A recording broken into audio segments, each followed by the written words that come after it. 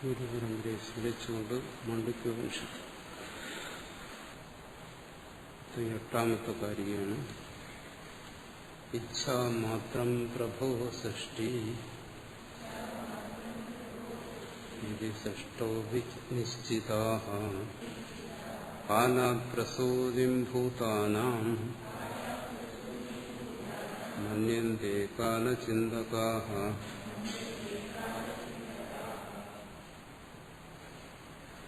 ഇച്ഛാമാത്രം പ്രഭോ സത്യസങ്കല്പത്വാത് സൃഷ്ടി ഘടാദി സങ്കല്പന മാത്രം ന സങ്കല്പനാതിരിക്തം.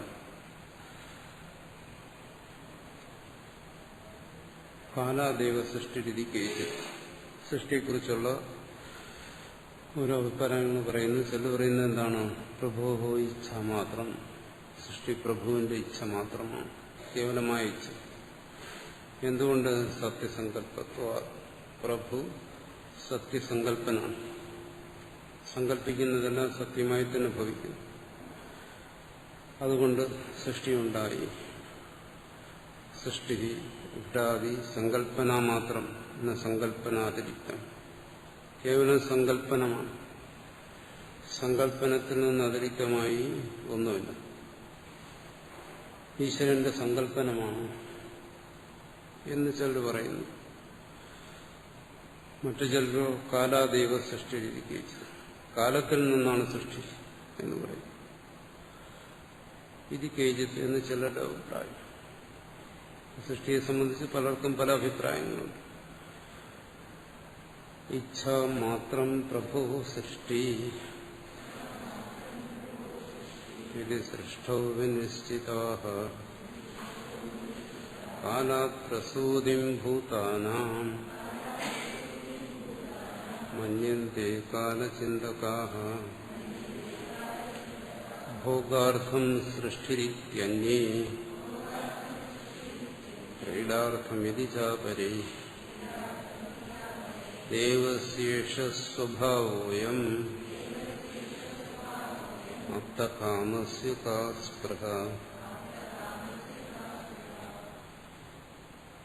ഇതുവരെ സൃഷ്ടി എന്താണ്, എങ്ങനെയാണ് എന്നാണ് വിശദീകരിച്ചത്. അടുത്ത് എന്തിനു വേണ്ടി സൃഷ്ടി? സൃഷ്ടിയെ സംബന്ധിച്ച് രണ്ട് ചോദ്യങ്ങളാണുള്ളത്. ഈ സൃഷ്ടി എങ്ങനെ ഉണ്ടായി പ്രധാനമായിട്ട്. അടുത്ത് ചോദിക്കും എന്തിനു വേണ്ടി. സൃഷ്ടി എങ്ങനെ ഉണ്ടായി എന്നുള്ളതിനാണ് ഇതുവരെ പല അഭിപ്രായങ്ങൾ പറഞ്ഞത്. സൃഷ്ടി എപ്രകാരമാണ് എന്നുള്ളത്. അടുത്ത് സൃഷ്ടി എന്തിനു വേണ്ടി, എന്തിനു വേണ്ടി സൃഷ്ടിച്ചു. ഈ സൃഷ്ടി എങ്ങനെ ആയിക്കൊള്ളട്ടെ, പക്ഷെ ഇത് എന്തിനു വേണ്ടി? അതിന് ഉത്തരം പറയുന്നു ഭോഗാർത്ഥം, ക്രീഡാർത്ഥം.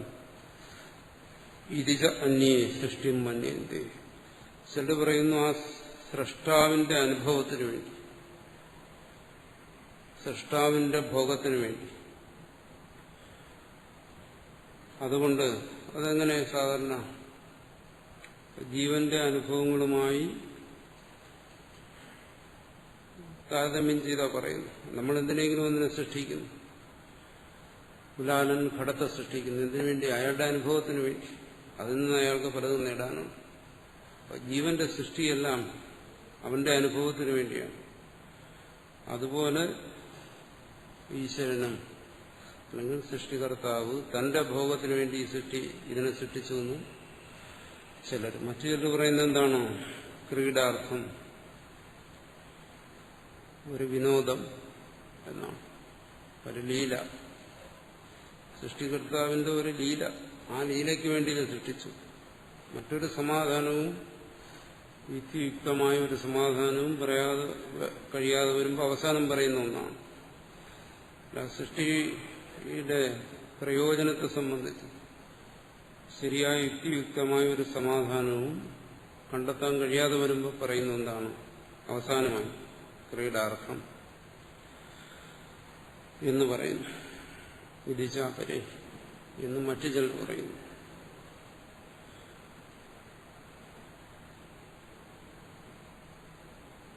ഇതിനെല്ലാത്തിനും സമാധാനമായിട്ട് അവസാനം സിദ്ധാന്തം പറയുന്നു എന്താണ്? ദേവശേഷ സ്വഭാവവും. ഇത് ഈ കാണുന്ന ഈ സൃഷ്ടി ആ ദേവന്റെ സ്വഭാവമാണ്. അതാണ് ഈ കാണുന്ന സൃഷ്ടി. എന്തുകൊണ്ട്? ആപ്തകാമസ്യ കസ്പൃഹ. ആപ്തകാമനായവൻ, പൂർണ്ണകാമനായവൻ, ഇനി ഒരു കാമനകൾക്കും ഇടയില്ലാത്തവൻ, അവനാണ് സൃഷ്ടികർത്താവ്. കാമനകൾ ഉണ്ടെങ്കിൽ അവൻ ജീവനായി. സർവകാമനകളും പൂർത്തീകരിച്ചിരിക്കുന്നവനിൽ സൃഷ്ടിക്ക് എന്താണ് പ്രേരണ? ഒരു പ്രേരണയും ഉണ്ടാകാൻ വഴിയില്ല. കാസ്പൃഹ, അവനിൽ എങ്ങനെ ഒരു ഇച്ഛയുണ്ടാകും? സൃഷ്ടിക്കണമെങ്കിൽ ഒരു ഇച്ഛ വേണമല്ലോ.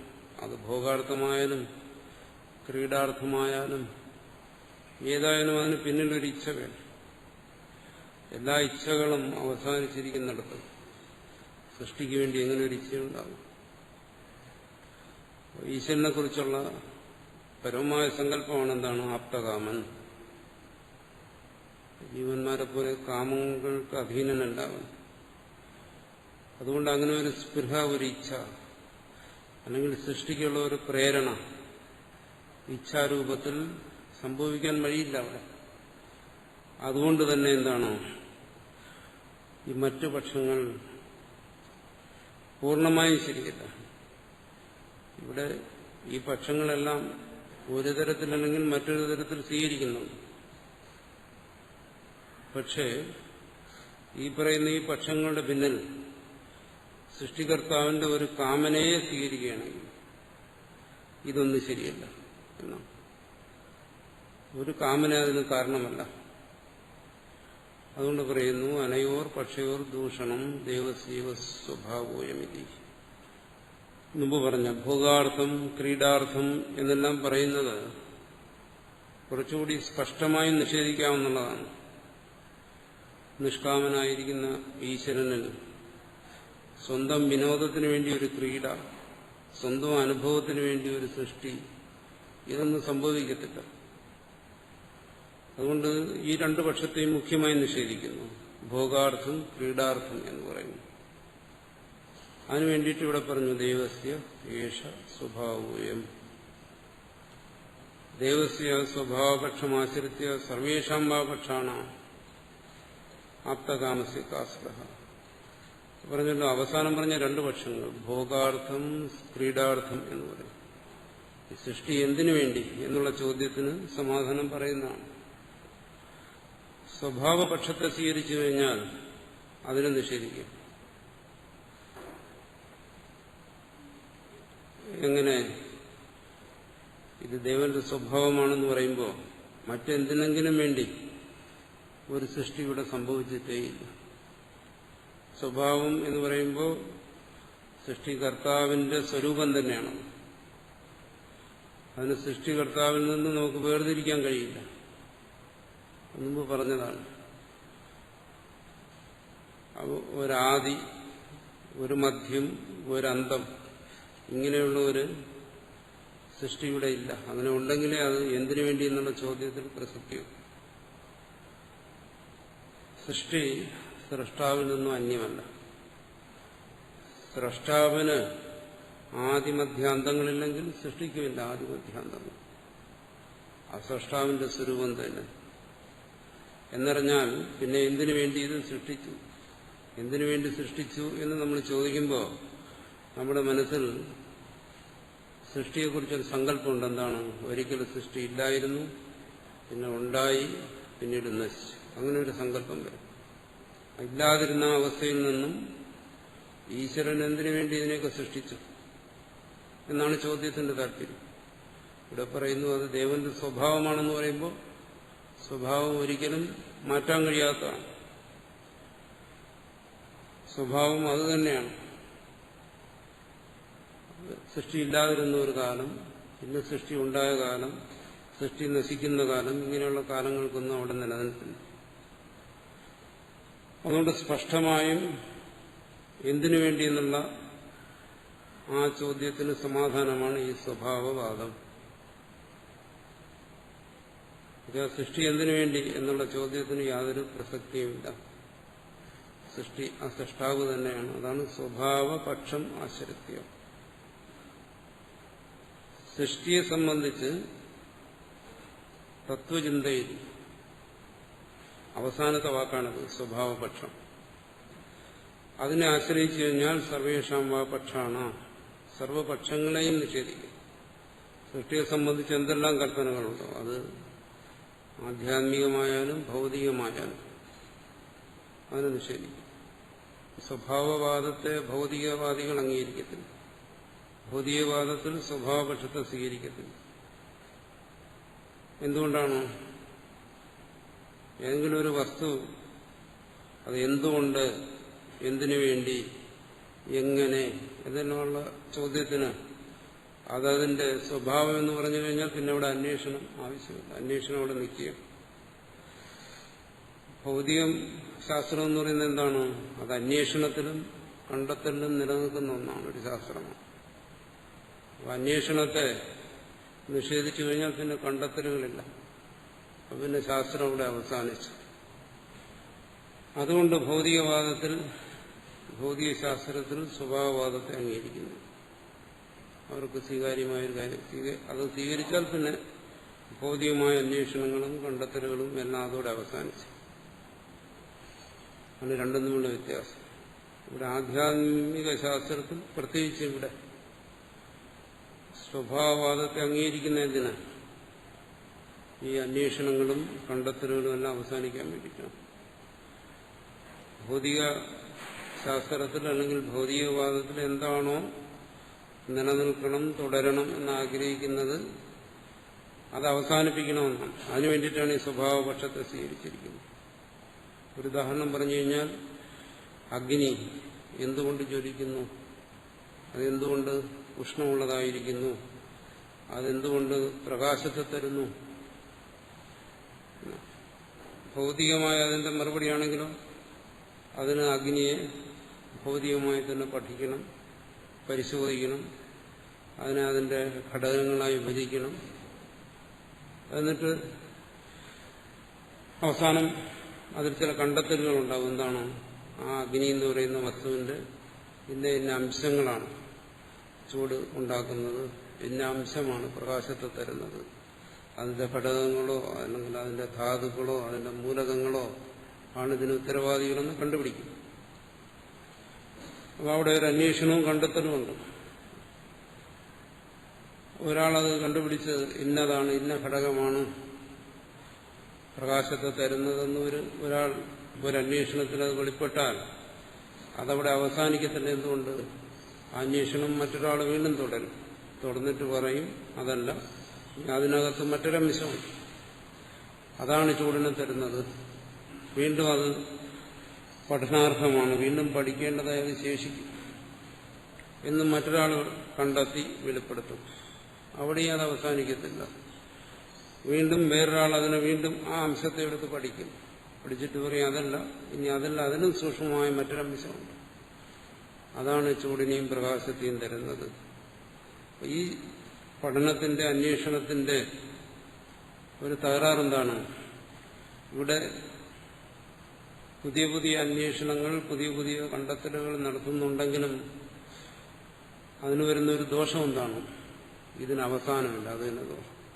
ഈ അന്വേഷണങ്ങൾക്കും കണ്ടെത്തലുകൾക്കും ഈ ജീവന്റെ ബുദ്ധി പ്രവർത്തിച്ചുകൊണ്ടിരിക്കുന്നിടത്തോളം കാലം ഇതിന് അവസാനമില്ല. ഇങ്ങനെ പോയിക്കൊണ്ടേയിരിക്കും. ആധ്യാത്മികമായി അങ്ങനെയല്ല.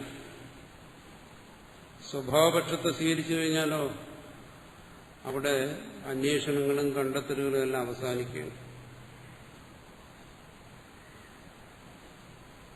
അതാണ് രണ്ടും തമ്മിലുള്ള വ്യത്യാസം. എവിടെ നമ്മൾ സ്വഭാവപക്ഷത്തെ സ്വീകരിക്കുന്നു പിന്നെ അവിടെ അന്വേഷണമില്ല, അവിടെ തീർന്നു. അത് ശരിയല്ലോ എന്ന് പറയും ചിലർ. അപ്പം നമ്മളുടെ മുന്നോട്ടുള്ള പോക്കെല്ലാം നിലച്ചു പോകും. അന്വേഷണങ്ങളും കണ്ടെത്തലുകളും ഇല്ലെങ്കിൽ മനുഷ്യന് പിന്നെ എങ്ങനെ പുരോഗമിക്കാൻ പറ്റും? ഈ ലോകം പിന്നെ എങ്ങനെ മുമ്പോട്ട് പോകും എന്നൊക്കെ ചിന്തിക്കും. ഇവിടെ തത്വചിന്തയിൽ അതല്ല. ഇതെങ്ങനെ മുമ്പോട്ട് പോകും, ഇതിനെ എങ്ങനെ നിലനിർത്തും എന്നുള്ളതല്ല ഇവിടുത്തെ വിഷയം. ഇതെങ്ങനെ അവസാനിപ്പിക്കാമെന്നുള്ളതാണ്. ഇത് അവസാനിപ്പിക്കുന്നതിന് വേണ്ടിയിട്ടാണ് ഉപായങ്ങൾ ഇവിടെ അന്വേഷിക്കുന്നത്. മറ്റങ്ങനെയല്ല. അന്വേഷണങ്ങൾ, കണ്ടെത്തലുകൾ, പിന്നെ അതിന്റെ പ്രായോഗികമായ പ്രയോഗങ്ങൾ, അതിന്റെ ലാഭങ്ങൾ, അതിന്റെ നഷ്ടം, കോട്ടം, ഈ രീതിയിലാണ് ഭൗതികശാസ്ത്രം മുമ്പോട്ട് പോകുന്നത്. അതുകൊണ്ടാണ് സ്വഭാവപക്ഷത്തെ ആശ്രയിക്കാത്തത്, സ്വഭാവവാദത്തെ നിഷേധിക്കുന്നത്. ഇവിടെ എങ്ങനെ? ഇവിടെ ഇത് അവസാനിപ്പിക്കുന്നു. എങ്ങനെ അവസാനിപ്പിക്കുന്നു? ഇവിടെ ആത്യന്തികമായി പറയുന്നത് എന്താണ്? ചിത്തവിശ്രാന്തി. അന്വേഷണങ്ങളും കണ്ടെത്തലുകളും തുടർന്നുകൊണ്ടിരുന്നാൽ ചിത്തത്തിന് വിശ്രാന്തി ഉണ്ടാകത്തില്ല. ഈ ചിത്തം ഇങ്ങനെ അവിരാമമായി ചലിച്ചുകൊണ്ടിരിക്കുന്നതാണ് സംസാരം. അതാണ് സംസാരം എന്ന് പറയുന്നത്, ജീവന്റെ മുന്നോട്ടുള്ള പോക്ക്. ഇതിനൊരു വിരാമമിടണം. ആ വിരാമമിടുന്നതിന് ചിന്ത എങ്ങനെ സഹായിക്കും? അതാണ് തത്വചിന്തയിൽ പ്രധാനമായും ആശ്രയിക്കുന്നത്. ചിന്ത കൊണ്ട് തന്നെ ചിന്തയ്ക്ക് വിരാമമിടുക, ചിന്ത കൊണ്ട് തന്നെ ചിന്തയെ അവസാനിപ്പിക്കുക. അതിന് ചിന്തിക്കാതിരിക്കണം. സ്വഭാവപക്ഷത്തിലെത്തിച്ചേരുമ്പോൾ എന്ത് വരുന്നു? പിന്നെ ചിന്തിക്കേണ്ട ആവശ്യം വരുന്നില്ല. ആധ്യാത്മികമായി അല്ലെങ്കിൽ തത്വചിന്താപരമായി മാത്രമേ ഇതിന്റെ ആവശ്യമുള്ളൂ. തത്വചിന്ത തന്നെ പലതരത്തിലുണ്ട്. അവസാനമില്ലാതെ ചിന്തിച്ച് പോവുക, അതും ഒരു തരത്തിലുള്ള തത്വചിന്തയാണ്. പക്ഷെ ഇവിടെ അതല്ല. ഇവിടെ ചിത്തവിശ്രാന്തിക്ക് വേണ്ടിയുള്ള ചിന്തയാണ്. സ്വഭാവപക്ഷത്തിൽ അതവിടെ അവസാനിക്കുന്നു. അഗ്നി എന്തുകൊണ്ട് ജ്വലിക്കുന്നു? അതതിന്റെ സ്വഭാവം. ഇത് പ്രപഞ്ചം എങ്ങനെ ഉണ്ടായി, എങ്ങനെ നിലനിൽക്കുന്നു, എന്തിനു വേണ്ടി ഉണ്ടായി, അതെല്ലാം പ്രപഞ്ചകർത്താവിന്റെ സ്വഭാവം. അതിനപ്പുറം മറ്റൊന്നുമില്ല. അവിടെ ചിത്തത്തിന് വിശ്രാന്തി വരുന്നു. പിന്നെ ചിന്തിക്കേണ്ട ആവശ്യം വരുന്നു. ഇത് തത്വചിന്തയ്ക്ക് വേണ്ടി മാത്രമുള്ളതാണ്. ഇതിന് ഭൗതിക ചിന്തകളുമായിട്ട് ബന്ധിപ്പിക്കരുത്. ഭൗതിക ചിന്തയിൽ അവിടെ നമുക്ക് പലതും നേടാനുണ്ട്, ലാഭനഷ്ടങ്ങളെല്ലാം ഉണ്ടാകാം. ഇവിടെ അതൊന്നുമില്ല. ഇവിടെ കേവലമായ ചിത്തവിശ്രാന്തി. അതിനു വേണ്ടിയിട്ടാണ് ഈ പക്ഷത്തെ ആശ്രയിച്ചിട്ട് മറ്റ് പക്ഷങ്ങളെല്ലാം നിഷേധിക്കുന്നത്. മറ്റ് ഏതൊരു പക്ഷത്തെ സ്വീകരിച്ചാലും ശരി, അതിനോട് ഈ സ്വഭാവ പക്ഷത്തെ അംഗീകരിച്ചില്ലെങ്കിൽ അവിടെ ചിന്ത അവസാനിക്കത്തില്ല. അതാണ് സ്വഭാവപക്ഷത്തെ ഇവിടെ പ്രത്യേകം സ്വീകരിക്കുന്നത്.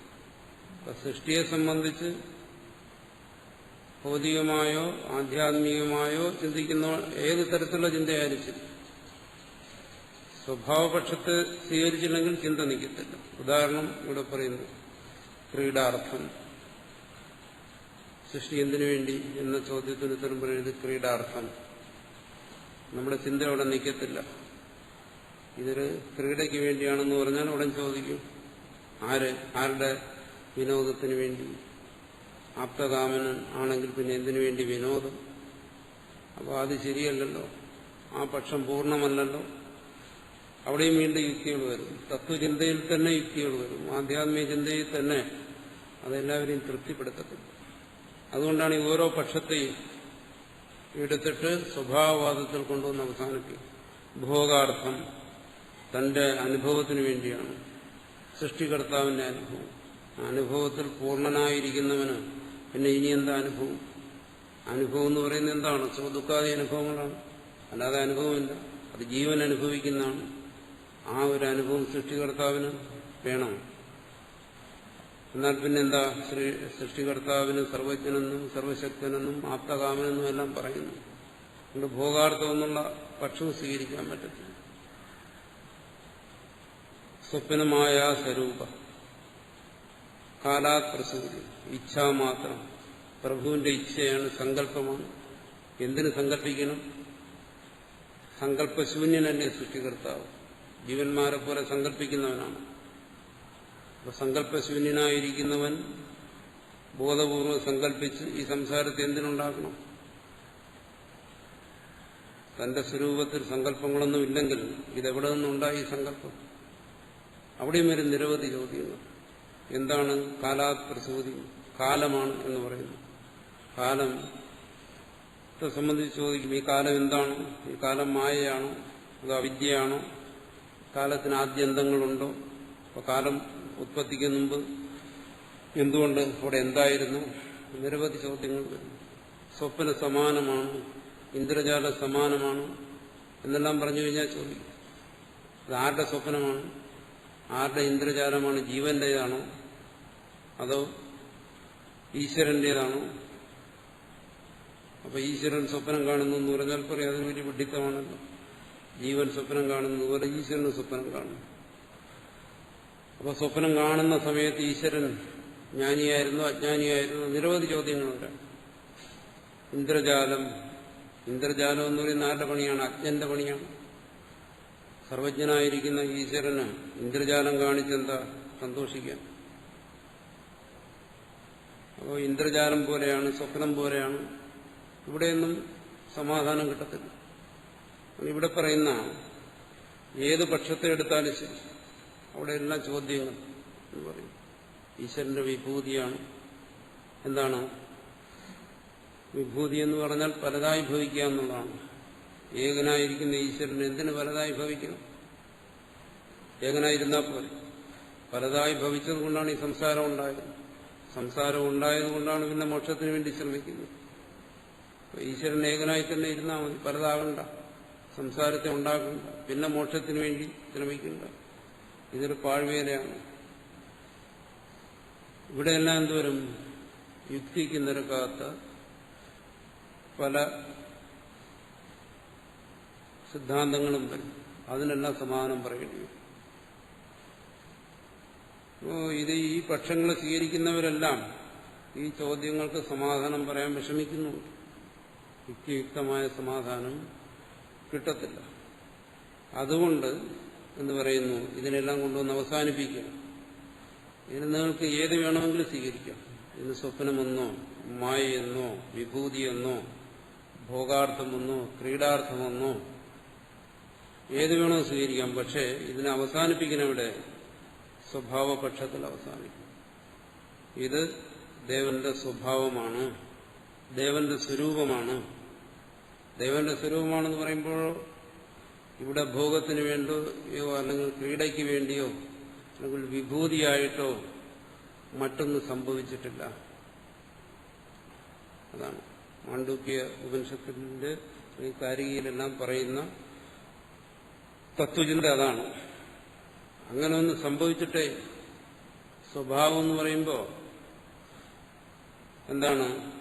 ആദ്യം അഗ്നി എന്ന് പറയുന്ന ഒരു വസ്തു ഉണ്ടാകുക, അത് കഴിഞ്ഞ് അതിൽ പ്രകാശം ഉണ്ടാകുക, അത് കഴിഞ്ഞ് അതിൽ ഉഷ്ണം ഉണ്ടാകുക, അത് കഴിഞ്ഞ് അത് ജ്വലിക്കുക. ഇങ്ങനെയൊക്കെ സംഭവിക്കാറുണ്ട്. ഇങ്ങനെയൊന്നും സംഭവിക്കാത്തതുകൊണ്ടാണ് പറയുന്നത് എന്താണ്? അഗ്നിയുടെ സ്വഭാവമാണ് ഉഷ്ണം എന്ന് പറഞ്ഞാൽ എന്താണ്? ആദ്യം അഗ്നി ഉണ്ടായി, രണ്ടാമത് ഉഷ്ണം ഉണ്ടാകുന്നു. ആദ്യം സ്രഷ്ടാവുണ്ടായി, പിന്നീട് സൃഷ്ടി ഉണ്ടാകുന്നില്ല. ആദ്യം സൃഷ്ടാവ് പിന്നീട് സൃഷ്ടി എന്ന് വന്നാൽ ഈ ചോദ്യങ്ങളെല്ലാം വരും. നിങ്ങൾ സൃഷ്ടിയില്ലാതെ സൃഷ്ടാവ് അങ്ങനെ പറഞ്ഞു കഴിഞ്ഞാലും ചോദ്യങ്ങളെല്ലാം ഉണ്ടാവും. സ്വഭാവത്തെ അതിൽ നിന്ന് നമുക്ക് വേർതിരിക്കാനൊക്കത്തില്ല. അഗ്നിയിൽ നിന്ന് ഉഷ്ണത്തെ വേർതിരിക്കാനൊക്കത്തില്ല. അപ്പോൾ അഗ്നി എന്താണോ അത് തന്നെയാണ് ഉഷ്ണം. അതാണ് അഗ്നിയെ സംബന്ധിച്ച് ഉള്ള താത്വികമായ നിലപാട്. ഇത് മനസ്സിലാക്കണം. ചിത്തവിശ്രാന്തിക്ക് വേണ്ടിയുള്ള കേവലം തത്വചിന്തയാണ്. ഇതിനെ നമ്മൾ ഭൗതികമായ ദൃഷ്ടി കൊണ്ട് കാണുകയും ഭൗതികമായ യുക്തികൾ അവിടെ പ്രയോഗിക്കുകയും ചെയ്യരുത്. താത്വികമായിട്ടാണ്. തത്വചിന്ത എന്ന് പറഞ്ഞാൽ പരമാർത്ഥ ചിന്ത. ഇവിടെ പരമാർത്ഥത്തെ മാത്രം ബോധിച്ചാണ്. ബാക്കി പ്രപഞ്ചത്തിലെ നാനാത്വം, അതിന്റെ വിശേഷതകൾ, അതിന്റെ സത്യം അസത്യം, ഇതൊന്നും ബോധിപ്പിക്കാൻ വേണ്ടിയുള്ള തത്വചിന്ത. അപ്പൊ പരമാർത്ഥത്തെ ബോധിപ്പിക്കുമ്പോൾ എന്താണ്? അഗ്നിയുടെ സ്വഭാവമാണ് ഉഷ്ണം. അഗ്നി എന്നുണ്ടായി, എന്നുവരെ നിലനിൽക്കുന്നു, എന്നുവരെ നശിക്കുന്നു, അതുവരെ ഉണ്ട് ഉഷ്ണവും. നമുക്ക് വേർതിരിക്കാനൊക്കത്തില്ല. അതാണ് വ്യക്തിയെക്കുറിച്ച് പറയുമ്പോൾ എന്താണ്? അതവന്റെ സ്വഭാവ ഗുണമാണ് എന്ന് പറഞ്ഞാൽ എന്താണ്? ഒരിക്കലും അവനിൽ നിന്നത് മാറ്റാനൊക്കത്തില്ല. നമ്മൾ സാധാരണ പറയുന്ന അതുപോലെ സ്രഷ്ടാവിന്റെ സ്വഭാവമാണിത്. ഈ പ്രപഞ്ചം എന്നുവെച്ചാൽ സ്രഷ്ടാവിൽ നിന്ന് വേറിട്ട് ഒരു സൃഷ്ടിയില്ല. സൃഷ്ടിയും സ്രഷ്ടാവും ഒന്ന് തന്നെ, അദ്വൈതം, ഏകം. എന്നാലേ അദ്വൈതത്തെ അംഗീകരിക്കാൻ പറ്റും. ഏതെങ്കിലും തരത്തിലൊരു സൃഷ്ടിയെ വേറിട്ട് അംഗീകരിച്ചു കഴിഞ്ഞാൽ അവിടെ ദ്വൈതം വരും. ഒരു സൃഷ്ടി, അതിന്റെ ഒരു സ്രഷ്ടാവ്. അതാണ് രണ്ടും തമ്മിലുള്ള വ്യത്യാസം. ഭൗതികമായ ചിന്തയും തത്വചിന്തയും തമ്മിലുള്ള വ്യത്യാസം. അല്ലെങ്കിൽ ഈ സ്വഭാവവാദത്തെ അംഗീകരിക്കാതെയുള്ള തത്വചിന്തകളിൽ വരുന്ന ദോഷം. മറ്റേത് തത്വചിന്തയായാലും ശരി, അവിടെ യുക്തിഭംഗം വരും. യുക്തിക്ക് സ്വീകരിക്കാൻ വയ്യാത്ത പലതും വരും. ഇത് യുക്തിഭംഗമൊന്നും വരുന്നില്ല. എന്തുകൊണ്ട്? നമുക്കത് ദൃഷ്ടാന്തത്തിൽ തന്നെ വ്യക്തമാണ്. അഗ്നിയുടെ സ്വഭാവമാണ്, അഗ്നിയിൽ നിന്ന് വേർതിരിക്കാൻ വയ്യാത്തതാണ് അതിന്റെ ഉഷ്ണമെന്ന് പറഞ്ഞാൽ അത് വ്യക്തമാണ്. അതൊരു പ്രാപഞ്ചികമായ സത്യമാണ്. അതുപോലെ ആധ്യാത്മികമായ ഒരു സത്യമാണ് ഈ സൃഷ്ടി സൃഷ്ടാവിൽ നിന്നും വേറെയല്ല, സൃഷ്ടാവ് തന്നെയാണ്. പക്ഷെ അത് ഏകമാണ്, അദ്വൈതമാണെങ്കിൽ നമുക്കത് അങ്ങനെ തന്നെ എന്തുകൊണ്ട് അനുഭവപ്പെടുന്നില്ല? അങ്ങനെയാണല്ലോ അനുഭവപ്പെടേണ്ടത്. അതിന് സമാധാനം പറയും, എന്താണ്? മായാമാത്രം. അത് മായാമാത്രമായിരിക്കുന്നതുകൊണ്ട് നമുക്കത് ആ തരത്തിൽ നമുക്കനുഭവപ്പെടുന്നില്ല. നമുക്കനുഭവപ്പെടുന്ന ഈ സൃഷ്ടിയുടെ സ്ഥിതി എന്താണ്? നമുക്ക് വ്യത്യസ്തമായി സൃഷ്ടി അനുഭവപ്പെടുന്നുണ്ടല്ലോ. സൃഷ്ടാവായിട്ടല്ലല്ലോ നമുക്ക് അനുഭവപ്പെടുന്നത്. നിങ്ങൾക്കങ്ങനെ അനുഭവപ്പെടുന്നുണ്ടെങ്കിൽ എന്താണ്? അവിടെ പറയും മായാമാത്രം ഇതം സർവം. നിങ്ങൾക്ക് എന്താണ് അനുഭവപ്പെടുന്നത്? അത് മായയാണ്. അദ്വൈതം പരമാർത്ഥത. പരമാർത്ഥത്തിൽ അദ്വൈതമാണ്. അപ്പൊ ഇവിടെ ബോധിപ്പിക്കുന്നത് പരമാർത്ഥത്തെയാണ്. നിങ്ങൾക്ക് അനുഭവപ്പെടുന്നതിനെ വീണ്ടും ബോധിപ്പിക്കേണ്ട കാര്യമില്ല. ദ്വൈതത്തെ അല്ലെങ്കിൽ മായയെ നമുക്ക് അനുഭവപ്പെട്ടുകൊണ്ടിരുന്നതിനെ പിന്നീട് പഠിപ്പിക്കേണ്ട കാര്യമില്ല, ബോധ്യപ്പെടുത്തേണ്ട കാര്യമില്ല. അതുകൊണ്ടാണ് ഭൗതികമായി ഇവിടെ ചിന്തിക്കുക, പാരമാർത്ഥികമായി മാത്രം ഇവിടെ ചിന്തിക്കുന്നത്. ഭൗതികമായ കാര്യങ്ങൾ നമുക്ക് ബോധ്യപ്പെടുന്നതാണ്, അല്ലെങ്കിൽ നമുക്ക് പരിശ്രമിച്ച് ബോധ്യപ്പെടാവുന്നതാണ്. അതിനെ വീണ്ടും ശ്രുതി ബോധ്യപ്പെടുത്തേണ്ട കാര്യമില്ല. ഭൗതികമായ ഏത് കാര്യത്തിന്റെയും രഹസ്യത്തെ വെളിപ്പെടുത്തുന്നതിന് നമ്മുടെ ബുദ്ധിക്ക് ശേഷിയുണ്ട്. നമ്മുടെ ബുദ്ധിക്ക് ശേഷിയുള്ള ഒരു കാര്യത്തെ പിന്നീട് ശ്രുതി വെളിപ്പെടുത്തേണ്ട കാര്യമില്ല. ഇവിടെ പ്രാധാന്യം ഏതിനാണ്? ശ്രുതിക്കാണ്. നമ്മൾ പ്രത്യക്ഷമായി ഗ്രഹിക്കുന്നതല്ല, എങ്ങനെ നമ്മുടെ ബുദ്ധി കൊണ്ട് ഗ്രഹിക്കുന്നതാണ്. ഭൗതികമായ നമ്മൾ സത്യമെന്ന് കരുതുന്ന ഈ സൃഷ്ടിയുടെ ഏത് കാര്യങ്ങളെ എത്ര മാത്രം വേണമെങ്കിലും നമ്മുടെ ബുദ്ധിക്ക് വെളിപ്പെടുത്താം. അവിടെ ശ്രുതിയുടെ ആവശ്യമില്ല. അതിനുവേണ്ടി ശ്രുതി പരിശ്രമിക്കുന്നില്ല. അതുകൊണ്ട് ശ്രുതിയിൽ നിന്ന് നമ്മൾ ഭൗതിക ശാസ്ത്രം പഠിക്കേണ്ട കാര്യമില്ല. അതിന് നമ്മുടെ ബുദ്ധി തന്നെ പര്യാപ്തമാണ്. അതിന് കഴിയും, അതിന് പോരായ്മകളുമുണ്ട്, കഴിവുമുണ്ട്. അത് രണ്ടും കൊണ്ടത് ഇതിന് വേണ്ടത്ര കാര്യങ്ങൾ ഈ പ്രപഞ്ചത്തിൽ നിന്ന് പഠിക്കാം.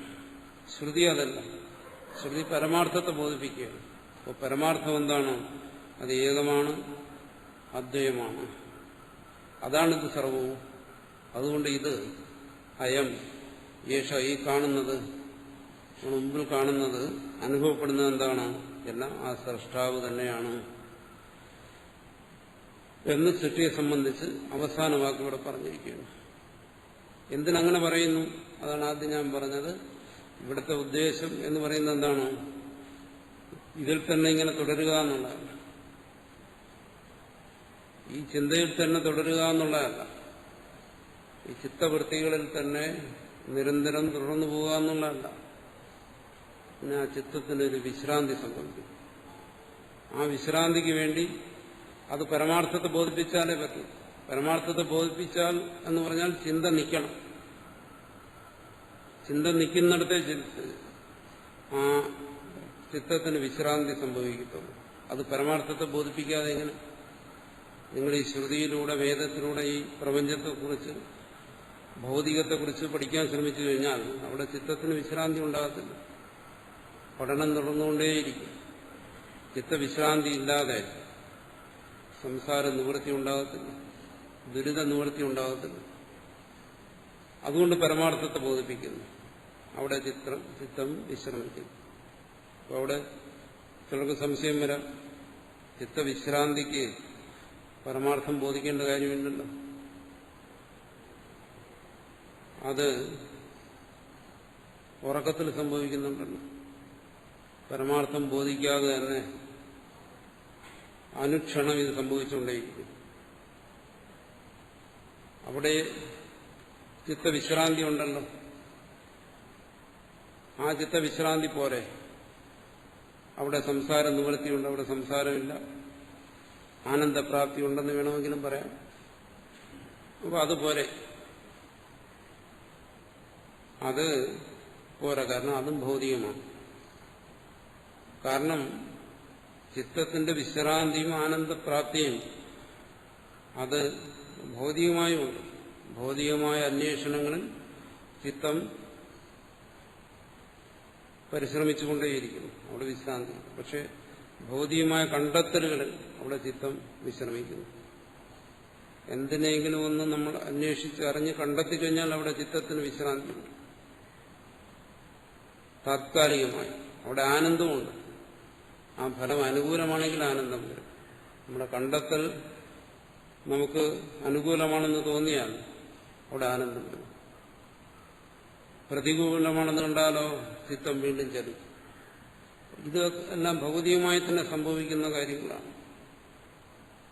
അതുകൊണ്ട് സുഷുപ്തിയിലെ ചിത്തവിശ്രാന്തി അതുപോലെ, അത് സംസാര നിവൃത്തിക്ക് ഉതകുന്നില്ല. വാസ്തവത്തിൽ സുഷുപ്തിയിൽ ചിത്തവിശ്രാന്തി സംഭവിക്കുന്നുമില്ല. സുഷുപ്തിയിൽ സംഭവിക്കുന്ന എന്താണ്? ചിത്തലയമാണ്. ചിത്തലയം എന്ന് പറയുന്നത് സ്വാഭാവികമായി സംഭവിക്കുന്നു. ചിത്തവിശ്രാന്തി അങ്ങനെ, അത് തത്വബോധം കൊണ്ട് സംഭവിക്കുന്നു. രണ്ടും തമ്മിലുള്ള വ്യത്യാസം. ചിത്തലയം സംഭവിക്കുന്നത് കൊണ്ടാണ് അടുത്ത് പറയും, ലയേ സംബോധയേ ചിത്തം എന്നെല്ലാം പറയും. അത് ലയമാണെന്ന് പറയും. ചിത്തലയം സംഭവിക്കുന്നത് കൊണ്ട് അവിടെ സംസാര ഉപരതി സംഭവിക്കുന്നില്ല, വീണ്ടും തിരിച്ചു വരുന്നു.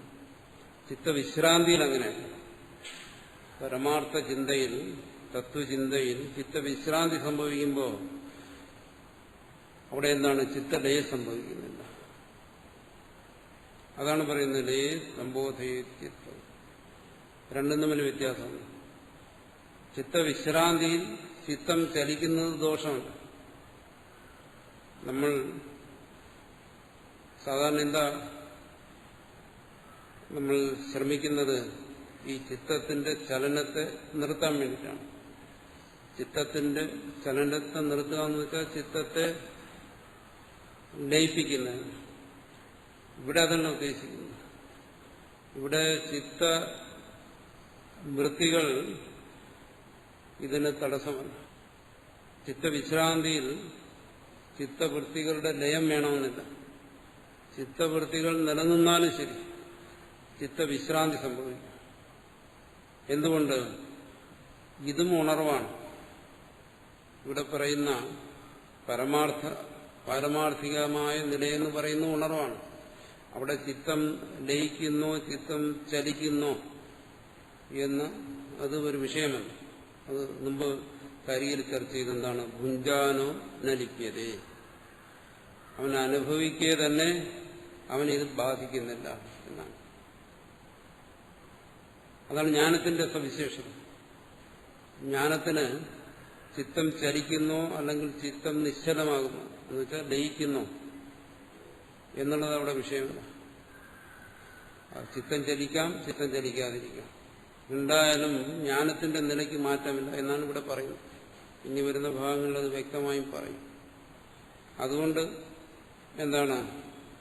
അബോധമായ അവസ്ഥയിൽ, പ്രപഞ്ചബോധത്തെ നഷ്ടപ്പെട്ട അബോധമായ ഒരവസ്ഥയിൽ പോകണം, അല്ലെങ്കിൽ ബലാത്കാരമായി ചിത്തത്തെ ലയിപ്പിക്കുന്ന സമാധിയിലേക്ക് പോകണം. അങ്ങനെയൊന്നും ഇവിടെ ആവശ്യപ്പെടുന്നില്ല. അങ്ങനെയൊക്കെ ചെയ്യാം. നമുക്ക് സുഷുപ്തിയിൽ ആനന്ദം കണ്ടെത്താം, സമാധിയിൽ സ്വസ്ഥത കണ്ടെത്താം. അതിനെയൊന്നും നിഷേധിക്കുന്നുമില്ല. ഇവിടെ തന്നെ സമാധിയെക്കുറിച്ച് പറയുന്നു. പക്ഷേ പരമാർത്ഥ ബോധത്തിൽ ഇത് എല്ലാം നിലനിൽക്കുന്നോ നിലനിൽക്കുന്നില്ല എന്നുള്ള ചിന്തയ്ക്ക് പ്രസക്തിയില്ല. എന്തുകൊണ്ട്? ഇവിടെ സൃഷ്ടാവിൽ നിന്നും വേറിട്ടൊരു സൃഷ്ടിയില്ല. അങ്ങനെ ഒരു സൃഷ്ടി ഉണ്ടെങ്കിൽ മാത്രമേ ആ സൃഷ്ടി നിലനിൽക്കണമോ ആ സൃഷ്ടി ഒടുങ്ങണമോ എന്നെല്ലാം ഉള്ള ചിന്തയ്ക്ക് പ്രസക്തിയുണ്ട്. അതുകൊണ്ട് തത്വജ്ഞനിൽ, തത്വബോധമുള്ളവനിൽ ഈ പ്രപഞ്ചമുണ്ടോ, ഈ പ്രപഞ്ചം നിലനിൽക്കുന്നു, അയാളുടെ ചിത്തവൃത്തികൾ സമാധിയിലാണോ, അയാളുടെ ചിത്തവൃത്തികൾ ലയിച്ചിരിക്കുന്നു, അയാളുടെ ചിത്തവൃത്തികൾ ചലിക്കുന്നു, ഇത്തരം പ്രശ്നങ്ങൾക്കൊന്നും യാതൊരു സാങ്കത്യവുമില്ല. അതാണ് സ്വഭാവം എന്ന് പറയുന്നത്. സ്വഭാവത്തിൽ എന്ത് സംഭവിക്കാം, എന്ത് സംഭവിക്കാതെയും ഇരിക്കും. അഗ്നിയെ മാറി നിന്ന് കാണുന്നവന് അതിൽ ഉഷ്ണമുണ്ട്, പ്രകാശമുണ്ട്, എല്ലാം ഉണ്ട്. അഗ്നിയായിരിക്കുമ്പോഴോ അഗ്നിക്ക് അഗ്നിയിൽ നിന്നും വേറിട്ടൊന്നുമില്ല. നമ്മൾ അഗ്നിയുടെ ഉഷ്ണത്തെ കാണുന്നു, അഗ്നിയുടെ പ്രകാശത്തെ കാണുന്നു, അഗ്നിയുടെ ജ്വാലകളെ കാണുന്നു. അഗ്നി കാണുന്നു എന്ന് സങ്കല്പിക്കുക. അഗ്നിക്ക് താനല്ലാതെ തന്റേതായ മറ്റൊന്നുമില്ല. തന്റേതായ ഒരു ഉഷ്ണം, തന്റേതായ ഒരു പ്രകാശം, അങ്ങനെ നമ്മൾ സങ്കല്പിച്ചു നോക്കും. ഒന്ന് വരാൻ വഴി. അതുപോലെയാണ് പറയുന്ന തുര്യൻ. തുര്യൻ എന്താണ്? തന്റേതായിട്ടൊന്നും,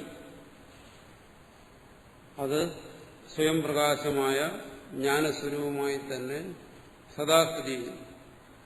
മറ്റെല്ലാം എന്താണ്? തന്റെ തന്നെ സ്വരൂപമായി നിൽക്കുന്നു, സ്വഭാവമായി നിൽക്കുന്നു.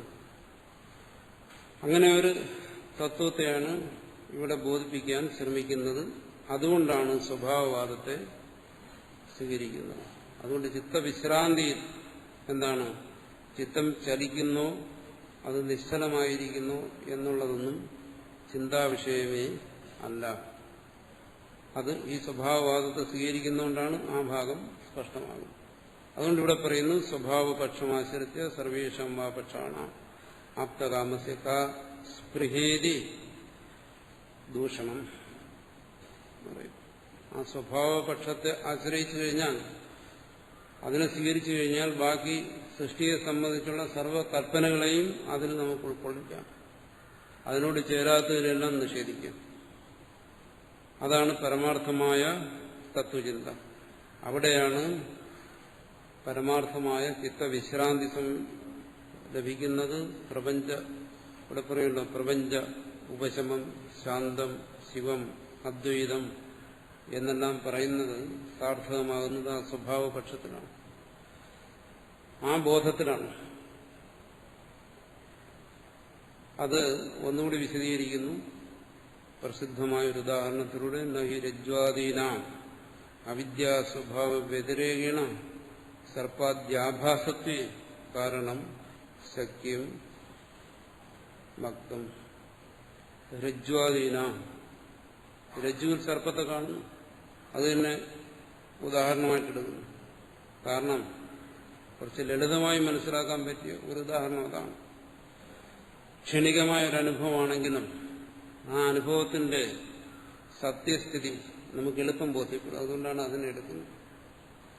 കാരണം ഒരു അനുഭവം നമുക്കുണ്ടായിക്കഴിഞ്ഞാൽ അത് സത്യമാണോ അതോ മിഥ്യയാണോ എന്നുള്ള ഒരു തീരുമാനത്തിലെത്തുന്നതിന് പലപ്പോഴും കാലതാമസം വരും. വളരെ കാലം കൊണ്ട് നമുക്ക് യാഥാർത്ഥ്യം ബോധ്യപ്പെട്ടില്ലെന്ന് വരും. ഇവിടെ സത്യവും മിഥ്യയും ക്ഷണം കൊണ്ട് തെളിയുന്നു. അതാണ് രജ്ജു സർപ്പത്തെ എടുക്കുന്നതിന് ഒരു കാരണം. ഏത് നിമിഷമാണോ നമുക്ക് ആ ഭ്രാന്തി ഉണ്ടായത്, അതിനടുത്ത നിമിഷം, അല്ല ആ നിമിഷമെന്ന് വേണമെങ്കിലും പറയാം, അത്രയും വേഗത്തിൽ തന്നെ എന്ത് വരുന്നു, ആ വിഷയത്തെ സംബന്ധിച്ചുള്ള ബോധം ഉണ്ടാകും. അപ്പോൾ ഈ ഇവിടെ ഭ്രാന്തി ഉണ്ടാകുന്നതിന് അപേക്ഷിച്ച് വളരെ വേഗത്തിലും വളരെ അനായാസമായും ശരിയായ ബോധം ഉണ്ടാകും. അതുകൊണ്ടാണ് ആ ദൃഷ്ടാന്തത്തെ എടുക്കുന്നത്. അവിടെ എന്താണ് നമുക്ക് മനസ്സിലാകുന്നത്? അവിദ്യാ സ്വഭാവം വ്യതിരേകേണ. ആ രജ്ജുവിൽ സർപ്പഭ്രമത്തെ ഉണ്ടാക്കിയത് അത് അതിന്റെ സ്വഭാവമാണ് എന്നേ പറയാൻ പറ്റൂ. വേറെ അതിന് യാതൊരു കാരണവും ശരിക്കും പറയാൻ നിവൃത്തിയില്ല. ഇന്നതുകൊണ്ടത് സംഭവിച്ചു എന്ന് പറയാൻ വ്യക്തമായൊരു കാരണത്തെ പറയാൻ പറ്റത്തില്ല. ആ സ്വഭാവത്തിനും കൂടെ ഒരു പേര് കൊടുത്തിരിക്കുകയാണ് അവിദ്യ. എന്ന് പറഞ്ഞാൽ എന്താണ്? ഒരൊറ്റ സമാധാനമേ ഉള്ളൂ. നിങ്ങൾക്ക് എന്തുകൊണ്ട് അങ്ങനെ ഒരു ഭ്രമം ഉണ്ടായി? അതിനെ അറിഞ്ഞില്ല ആ സമയം.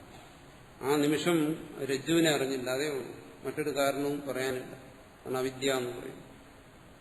അറിഞ്ഞില്ല എന്നുള്ള ഒറ്റ സമാധാനമേ അവിടെയുള്ളൂ. അവിടെ അതിന്റെ സ്വഭാവമായിട്ട് അതിനെ തന്നെ എടുക്കാം, വേറൊന്നുമില്ല. ആ രജ്ജുവിൽ ഉണ്ടായിരുന്ന അറിവില്ലായ്മ. ചോദിക്കും, രജ്ജു അറിവില്ലായ്മ എന്ന് പറഞ്ഞ് രണ്ടു വസ്തു അവിടെ ഉണ്ടായിരുന്ന? ഇല്ല, അവിടെ അത് മാത്രമേ ഉണ്ടായിരുന്നു, മറ്റൊന്നും ഉണ്ടായിരുന്നില്ല. അത് മാത്രമേ ഉണ്ടായിരുന്നപ്പോ, ആ രജ്ജു മാത്രം ഉണ്ടായിരുന്നപ്പോ നിങ്ങൾക്ക് സർപ്പാനുഭവം ഉണ്ടായെങ്കിൽ ആ സർപ്പാനുഭവം എന്താണ്? ആ രജ്ജു തന്നെയാണ്, മറ്റൊന്നുമല്ല. ആ സർപ്പാനുഭവം എന്ന് പറയുന്നത് രജ്ജു തന്നെയാണ്. ആ രജ്ജുവിന്റെ അനുഭവം തന്നെയാണ് നിങ്ങൾക്ക് ഭ്രാന്തിയിൽ സർപ്പാനുഭവമായി ഉണ്ടായത്. അതുപോലെ ഈ ദേവന്റെ അനുഭവം തന്നെയാണ് ഈ പ്രപഞ്ചാനുഭവമായി നിൽക്കുന്നത്. ദേവൻ തന്നെയാണ് പ്രപഞ്ചമായി നിൽക്കുന്നത്. ഇതാണ് അദ്വൈതത്തിന്റെ മുഖ്യമായ സിദ്ധാന്തം. ഇതാണ്. അതല്ലാതെ സർപ്പാദ്യാഭാസത്വ കാരണം ശക്യം ഭക്തി, ഇതല്ലാതെ മറ്റൊരു കാരണം ഈ സർപ്പ അനുഭവത്തിന് പറയാൻ ആർക്ക് സാധ്യമല്ല. അപ്പൊ ഈ പ്രപഞ്ച അനുഭവത്തിന് ഒരു കാരണം പറയാൻ സാധ്യമേ അല്ല. എന്താണ് ഈ പ്രപഞ്ചാനുഭവത്തിന് നമുക്ക് പരമാവധി ഒരു കാരണം പറയാമെന്നുള്ളത്? ഈ പ്രപഞ്ച എന്ന് പറയുന്നത് എന്താണ്? പ്രപഞ്ചം എന്ന് പറയുന്നത് ഒരനുഭവമാണ് എന്ന് പറയാം.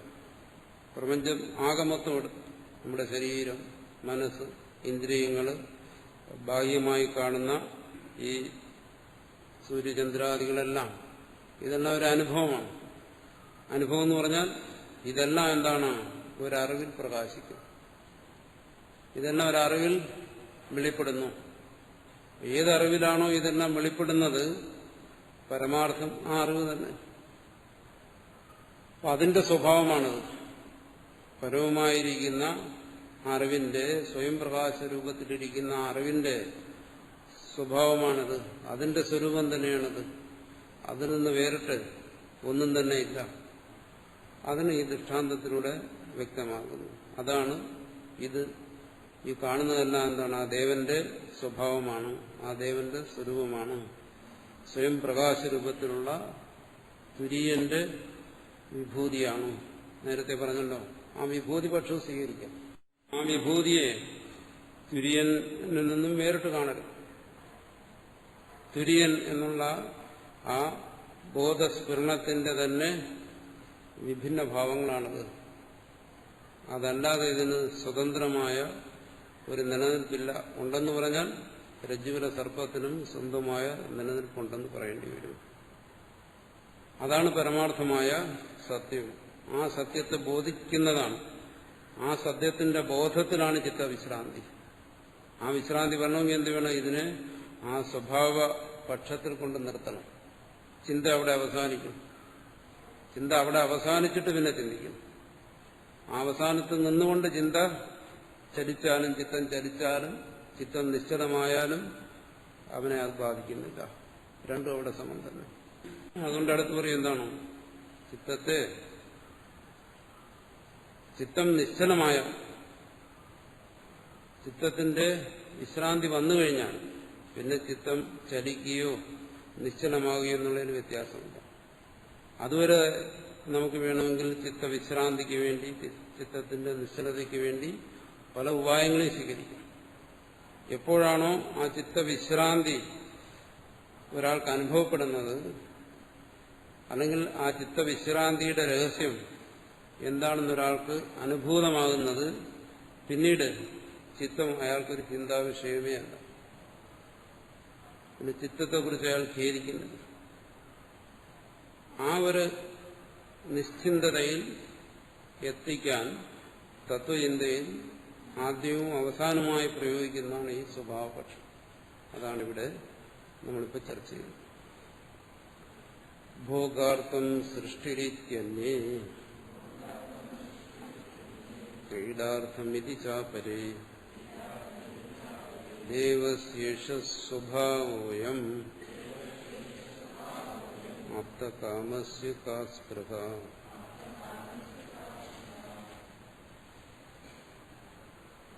ചതുർത്ഥപാദഃ കർമ്മപ്രാപ്തോ വക്തവ്യ ഇത്യാഹ.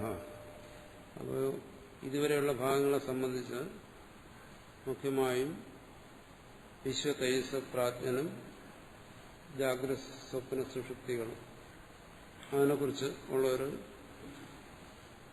വിശകലനം. അതിലൂടെ തുരീയൻ എന്താണ്, തുരീയ ബോധം എന്താണ്, തുരീയ സ്ഫുരണം, അതാണ് ഇതുവരെ ചർച്ച ചെയ്യുന്നത്. ഇനി ഈ കാര്യങ്ങൾ അത് കഴിഞ്ഞിട്ട് വീണ്ടും മന്ത്രത്തിൽ അടുത്ത് വരുന്നത് തുര്യനെ കുറിച്ചുള്ള ഇതാണ്. ഇതുവരെ ഇതുമായിട്ട് താരതമ്യപ്പെടുത്തി അല്ലെങ്കിൽ ഇതിന്റെ വിശകലനത്തിലൂടെ ഇതിന്റെ ഇടയിലൂടെ തുര്യനെ തെളിച്ച് കൊണ്ടുവരികയായിരുന്നു. ഇവിടെ ഇനി തുര്യന് പ്രാധാന്യം നൽകിയുള്ള ചിന്തയാണ് ഇനി അടുത്ത് വരുന്നത്. എന്താണ് ഇവിടെ തുര്യനെ കുറിച്ചുള്ള സങ്കല്പങ്ങൾ, അതാണ് അടുത്ത് പറയുന്നത്. ആണ് ചതുർത്ഥപാദഃ കർമ്മപ്രാപ്തി. വിശ്വതൈജസ പ്രാജ്ഞന്മാരെ അപേക്ഷിച്ച് ചതുർത്ഥപാദം, അതാണ് ഇനി അടുത്ത് ചർച്ച ചെയ്യേണ്ടത്. അത് പറയുന്നു നാന്തപ്രജ്ഞ വിത്യാദന. ഇതിന്റെ ആമുഖമായിട്ടുള്ള കുറച്ച് കാര്യങ്ങളാണ് ഇവിടെ ഭാഷ്യത്തിൽ ചർച്ച ചെയ്യുന്നത്.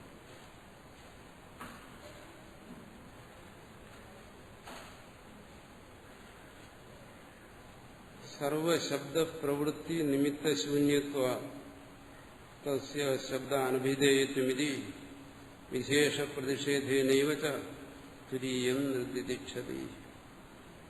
കാരണം ഇവിടെ ഈ മന്ത്രങ്ങളിൽ ന അന്തഃപ്രജ്ഞം, ന ബഹിപ്രജ്ഞം, ന ഉഭേദപ്രജ്ഞം, ഇങ്ങനെ എല്ലായിടത്തും ന അല്ല അല്ല അല്ല എന്നുള്ള ശബ്ദം, നിഷേധാത്മകമായ ശബ്ദം ഉപയോഗിക്കുന്നു. ഈ നിഷേധാത്മകത നല്ലതല്ലെന്ന് പറയും, ലൗകികമായ കാര്യങ്ങളിലെല്ലാം. അവിടെ അതിന് നേരെ വിപരീതമായി വരുന്ന ഭാവാത്മകത, അതാണ് നമ്മൾ സ്വീകരിക്കുന്നത്. ഏത് കാര്യത്തിനും ആ നിഷേധത്തിലുള്ള ചിന്ത, നിഷേധരൂപത്തിലുള്ള വാക്ക്, നിഷേധരൂപത്തിൽ വരുന്ന പ്രവൃത്തി, അതിന് നിഷേധരൂപത്തിലുള്ള ഫലം, ഇതൊന്നും ശുഭമായി കരുതുന്ന കാര്യങ്ങളല്ല. പക്ഷെ ഇവിടെ വിശേഷിച്ചും അദ്വൈതത്തിൽ ആ നിഷേധ ചിന്തയ്ക്കാണ് പ്രാധാന്യം, ഭാവചിന്തയേക്കാൾ. അതുകൊണ്ടാണ് ആദ്യം ആ തുര്യനെ തന്നെ, മുമ്പ് പറഞ്ഞല്ലോ, വിശ്വനെന്നും തൈജസ്സനെന്നും പ്രാജ്ഞനെന്നും എല്ലാം ആ തുര്യനെ തന്നെ നിർദ്ദേശിച്ചു. പക്ഷെ അങ്ങനെയെല്ലാം നിർദ്ദേശിച്ചാലും അവിടെ ഒരു അപൂർണത വരുന്നു. അതിനെ പറയും വിശിഷ്ട നിർദ്ദേശങ്ങളെന്ന് പറയും. പ്രാജ്ഞനെയും തൈജസ്സിനെയും വിശ്വനെയും എല്ലാം തുര്യനോട് കൂട്ടിക്കെട്ടി നിർദ്ദേശിക്കുകയാണ്. അതൊരു വിശിഷ്ട നിർദ്ദേശമെന്ന് ഭാഷ്യകാരൻ പറയും. അത് പോരാ, അതൊരു സ്വാഭാവികമായ നിർദ്ദേശമെന്ന് പറയും. അതിലൂടെയും നമുക്ക് ബോധിക്കാം. അടുത്ത് വ്യക്തമായും ഭാഷ്യകാരൻ പറയും, നിങ്ങൾ തുര്യൻ എന്ന് പറയുമ്പോൾ അവിടെ വിശ്വൻ, തൈജസൻ, പ്രാജ്ഞൻ ഇവരെല്ലാം പൂർണ്ണമായും ഉപേക്ഷിച്ച് നാലാമത്തെ ഒരു തട്ടിലിരിക്കുന്ന, അത് പലതവണ പറഞ്ഞിട്ടുണ്ട്, തുര്യൻ എന്ന് പറയുന്ന നാലാം നിലയിലിരിക്കുന്ന പശുവിന്റെ നാല് കാല് പോലെ മൂന്നിൽ നിന്നും വേറിട്ട് നിൽക്കുന്ന ഒന്ന് ഗ്രഹിക്കരുത്. വിശിഷ്ടബോധം, ഉപഹിതബോധം എന്നെല്ലാമുള്ള സാങ്കേതിക ശബ്ദത്തിലൂടെ ഈ ഭാഷ്യത്തിലും ഈ ശാസ്ത്രത്തിലുമൊക്കെ പറയുന്നത് ഒരു പ്രത്യേക രീതിയിലാണ്. അതായത് പ്രാജ്ഞൻ, വിശ്വൻ, തൈജസൻ എന്നുള്ള ശബ്ദങ്ങളിലൂടെ ബോധിക്കുമ്പോൾ എന്താണോ നിങ്ങൾ ബോധിച്ചത്, ആ ബോധത്തെ പൂർണ്ണമായും നിഷേധിച്ചിട്ടല്ല തുര്യനെ ബോധിക്കുന്നത്. അതാണ് അവിടെ പ്രധാനമായി പറയുന്നത്. പ്രാജ്ഞ, തൈജസ്സാദി ശബ്ദങ്ങളിൽ കൂടെ ബോധിക്കുമ്പോൾ അവിടെ ബോധ്യമായിരിക്കുന്നതിൽ ഒരംശത്തെ മാത്രമേ നിഷേധിക്കുന്നുള്ളൂ. അത് ആ രീതിയിൽ നമ്മളെ പഠിപ്പിക്കുന്നതിനുള്ളൊരു അഭ്യാസമാണ് ഈ അദ്വൈത ശാസ്ത്രത്തിൽ ജഹദ് അജഹൽ ലക്ഷണ എന്നെല്ലാം പറഞ്ഞ് ലക്ഷണാവൃത്തിയിലൂടെ ബോധിപ്പിക്കുന്നു എന്നൊക്കെ പറയും. എന്നുവെച്ചാൽ ഒരിക്കലും ബോധത്തിന് സ്വയം തന്നെ പിരിഞ്ഞിരിക്കാനൊക്കത്തില്ല. വിശ്വനെന്നും തൈജസ്സനെന്നും പ്രാജ്ഞനും എന്നും എല്ലാം ബോധിക്കുന്ന ഈ ബോധത്തിന് അതിനെ വിടാൻ പറ്റത്തില്ല. അതുകൊണ്ടാണ് ഇതിന് സ്വയം പ്രകാശം എന്ന് പറയുന്നത്. അപ്പോൾ ഈ വിശ്വ തൈജസ് പ്രാജ്ഞ ബോധങ്ങളെയും കൂടി ഉൾക്കൊണ്ട് നിൽക്കുന്ന ഒരു പരമമായ ബോധം, അതിനെ തന്നെയാണ് വിശ്വ തൈജസ് പ്രാജ്ഞന്മാരെ നിഷേധിച്ചിട്ടും ബോധിപ്പിക്കുന്നത്. അപ്പോൾ ഇത് രണ്ടും ഇന്ത്യയും ആത്യന്തികമായ ഒരു സമന്വയമാണ് നിഷേധത്തിലൂടെ സാധിക്കുന്നത്. അതാണ് സാധാരണ നിഷേധങ്ങൾ കൊള്ളരുതാത്തതാണെങ്കിലും ഇവിടുത്തെ നിഷേധം എന്ന് പറയുന്നത് പൂർണ്ണമാക്കുന്നതാണ്. ഇവിടെ ഏതെങ്കിലും ഒരു അനുഭവത്തെ ആത്യന്തികമായി നിഷേധിക്കുക, മറിച്ച് എല്ലാ അനുഭവങ്ങളുടെയും പൂർണ്ണതയാണ് ഇവിടെ സാധിക്കുന്നത്. അതാണ് അദ്വൈതത്തിന്റെ രീതി. അതുകൊണ്ടല്ലേ പറഞ്ഞത് ഈ പ്രപഞ്ചമെന്ന് പറയുന്നത് ദേവന്റെ സ്വഭാവമാണ് എന്ന് പറയുമ്പോൾ എന്താണ്? ഒരു തരത്തിൽ ഇതിനെ നിഷേധിക്കുന്നതായി നമുക്ക് തോന്നുന്നെങ്കിലും മറ്റൊരു തരത്തിൽ ഇതിന്റെ പൂർത്തീകരണമാണ് അവിടെ സംഭവിക്കുന്നത്. പൂർണ്ണതയാണ്. അതാണ് ശാന്തം, ശിവം, അദ്വൈതം. അത് പൂർണ്ണമാണ്. നിഷേധത്തിലൂടെ പോയിട്ട് സർവനിഷേധത്തിനും അതീതമായിരിക്കും. അല്ലെങ്കിൽ ഒരു നിഷേധത്തിന് സാധ്യമല്ലാത്തതായ ഒരു പൂർണ്ണതയാണ് ഇവിടെ വെളിപ്പെടുത്തുന്നത്. അപ്പം നിഷേധിക്കുന്നത് നിഷേധിക്കാൻ വേണ്ടിയിട്ടല്ല, ലൗകികമായൊരു നിഷേധമല്ല. അത് മനസ്സിൽ വെച്ചുകൊണ്ട് വേണം ഇവിടെ സർവശബ്ദ അനഭിധേയം, ഒരു ശബ്ദത്തിനും വെളിപ്പെടുത്താൻ കഴിയാത്തതാണ് എന്ന് പറയുന്നു.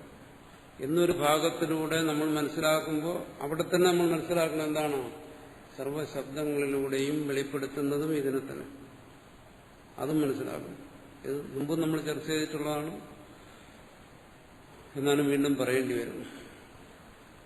സർവശബ്ദ പ്രവൃത്തി നിമിത്തശൂന്യത്വ,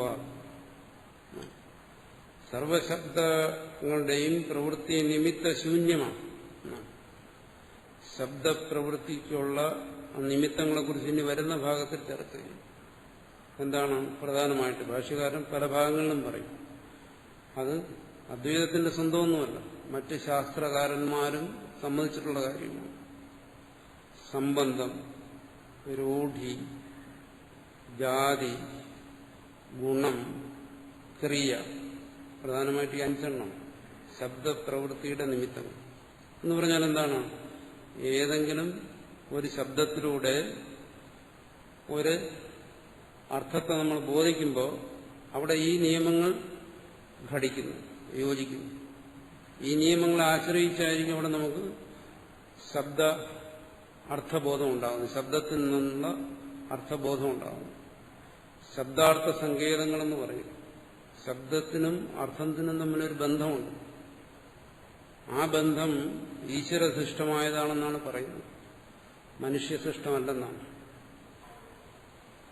കാരണം ഈ ശബ്ദങ്ങളെല്ലാം ഗ്രഹിച്ച് അർത്ഥങ്ങളോട് ബന്ധിപ്പിക്കുന്നതിനുള്ള വൈഭവമൊന്നും മനുഷ്യബുദ്ധിക്കില്ല.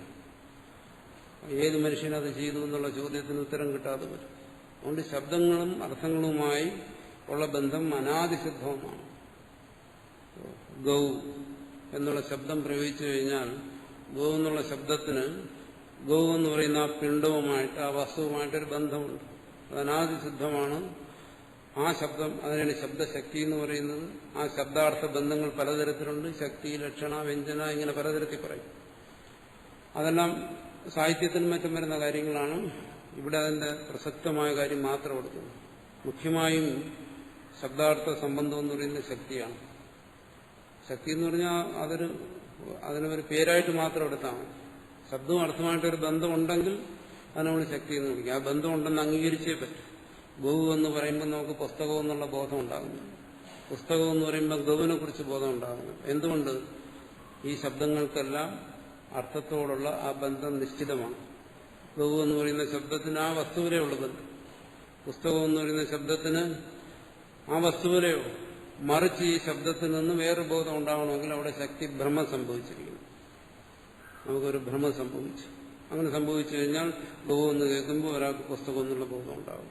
അല്ല, ഒരാളുടെ ബുദ്ധി നേരെയാണെങ്കിൽ ആ ശബ്ദവും അർത്ഥവും തമ്മിലുള്ള ആ ബന്ധം ശരിയായി ഗ്രഹിച്ചാൽ ശരിയായ അർത്ഥബോധം ഉണ്ടാകും. ആ ശബ്ദാർത്ഥ സംബന്ധത്തെ ശരിയായി ഗ്രഹിക്കുന്നവനാണ് അർത്ഥബോധം ഉണ്ടാകുന്നത്. ഇവിടെ പറയുന്ന തുരീയ ശബ്ദം, ബ്രഹ്മശബ്ദം, ആത്മശബ്ദം, ഈശ്വരശബ്ദം തുടങ്ങിയ ശബ്ദങ്ങൾ, പരമാർത്ഥ ശബ്ദം, സത്യം, ജ്ഞാനം, അനന്തം, വിജ്ഞാനം തുടങ്ങിയ ശബ്ദങ്ങളെല്ലാം പരമാർത്ഥത്തെ ബോധിപ്പിക്കുന്ന ഈ ശബ്ദങ്ങൾക്കൊന്നും തന്നെ അതിന്റെ അർത്ഥവുമായി ബന്ധമില്ല, അവിടെ ശക്തിയില്ല. അതുകൊണ്ട് എന്താണ്, അവിടെ നിമിത്തങ്ങളൊന്നുമില്ല, അർത്ഥത്തെ ബോധിപ്പിക്കുന്ന നിമിത്തങ്ങളൊന്നുമില്ല. നിമിത്തമില്ലാത്തതുകൊണ്ട് എന്ത് വരുന്നു, ഈ ശബ്ദങ്ങളൊന്നും പരമാർത്ഥ വസ്തുവിനെ ബോധിപ്പിക്കുന്നില്ല എന്നാണ്. അതാണ് ഇവിടെ പറയുന്നത് സർവശബ്ദ പ്രവൃത്തി നിമിത്ത ശൂന്യത്വ. ശബ്ദപ്രവൃത്തിയുടെ നിമിത്തങ്ങളൊന്നും അവിടെ ഇല്ല. അതുകൊണ്ട് തസ്യ, ആ തുര്യനെ ശബ്ദ അനഭിധേയത്വം, ശബ്ദവാച്യമല്ല, ശബ്ദപ്രകാശ്യമല്ല, ശബ്ദം കൊണ്ട് പ്രകാശിപ്പിക്കത്തക്കതല്ല എന്നർത്ഥം. സ്വയം പ്രകാശമായിരിക്കുന്ന തുര്യനെ ശബ്ദത്തിനങ്ങനെ പ്രകാശിപ്പിക്കാൻ പറ്റും. ശബ്ദപ്രകാശത്തിന് അത് വിധേയനായി കഴിഞ്ഞാൽ അതിനെങ്ങനെ സ്വയം പ്രകാശനം എന്ന് വിളിക്കാൻ പറ്റും? തുര്യ ശബ്ദവും അതിനെ പ്രകാശിപ്പിക്കുന്നില്ല. അതുകൊണ്ട് ഇന്ന് എന്താണ് ഒരു ഉപായം? അതിനെ ബോധിപ്പിക്കണമെങ്കിൽ ശബ്ദത്തിന് സാക്ഷാത്തായി നേരിട്ട് ശക്തിയിലൂടെ അതിനെ ബോധിപ്പിക്കാൻ കഴിഞ്ഞില്ലെങ്കിൽ വിശേഷ പ്രതിഷേധേനൈവ തുര്യം നിർദ്ദിക്ഷതി. തുര്യന് പിന്നെ ഒരു വഴിയേ ഉള്ളൂ, എന്താണ്? നിഷേധത്തിലൂടെ ബോധിപ്പിക്കുക. വിധി മുഖേനയെന്നും നിഷേധമുഖേനയെന്നും രണ്ടു തരത്തിൽ ഇവിടെ ഈ ഉപനിഷത്ത് പരമാർത്ഥ വസ്തുവിനെ ബോധിപ്പിക്കാൻ ശ്രമിക്കുന്നു എന്ന് പറയും. വിധി മുഖേന ബോധിപ്പിക്കുന്നതാണ് സത്യം, ജ്ഞാനം, അനന്തം എന്ന് ഭാവാത്മകമായി ബോധിപ്പിക്കുന്നു. നിഷേധം മുഖേന ബോധിപ്പിക്കുന്നതാണ് നേതി നേതി. ആ മാർഗമാണ് അവസാനത്തെ മാർഗം. ആദ്യം വിധി മുഖേന ബോധിപ്പിക്കുന്നു, സച്ചിദാനന്ദം എന്ന് ബോധിപ്പിക്കുന്നു. അവിടെയും നമ്മൾ ഏറെക്കുറെ ബോധിക്കുന്നുണ്ട്. പക്ഷെ അത് നിരുപാധികമായ പരമാർത്ഥ തത്വത്തെ, സ്വാഭാവികമായ പരമാർത്ഥ തത്വത്തെയാണ്. അതിനാണ് മുമ്പ് ഭാഷ്യത്തിൽ പറഞ്ഞ് സബീജമായ അവസ്ഥയെ ബോധിപ്പിക്കുന്നു.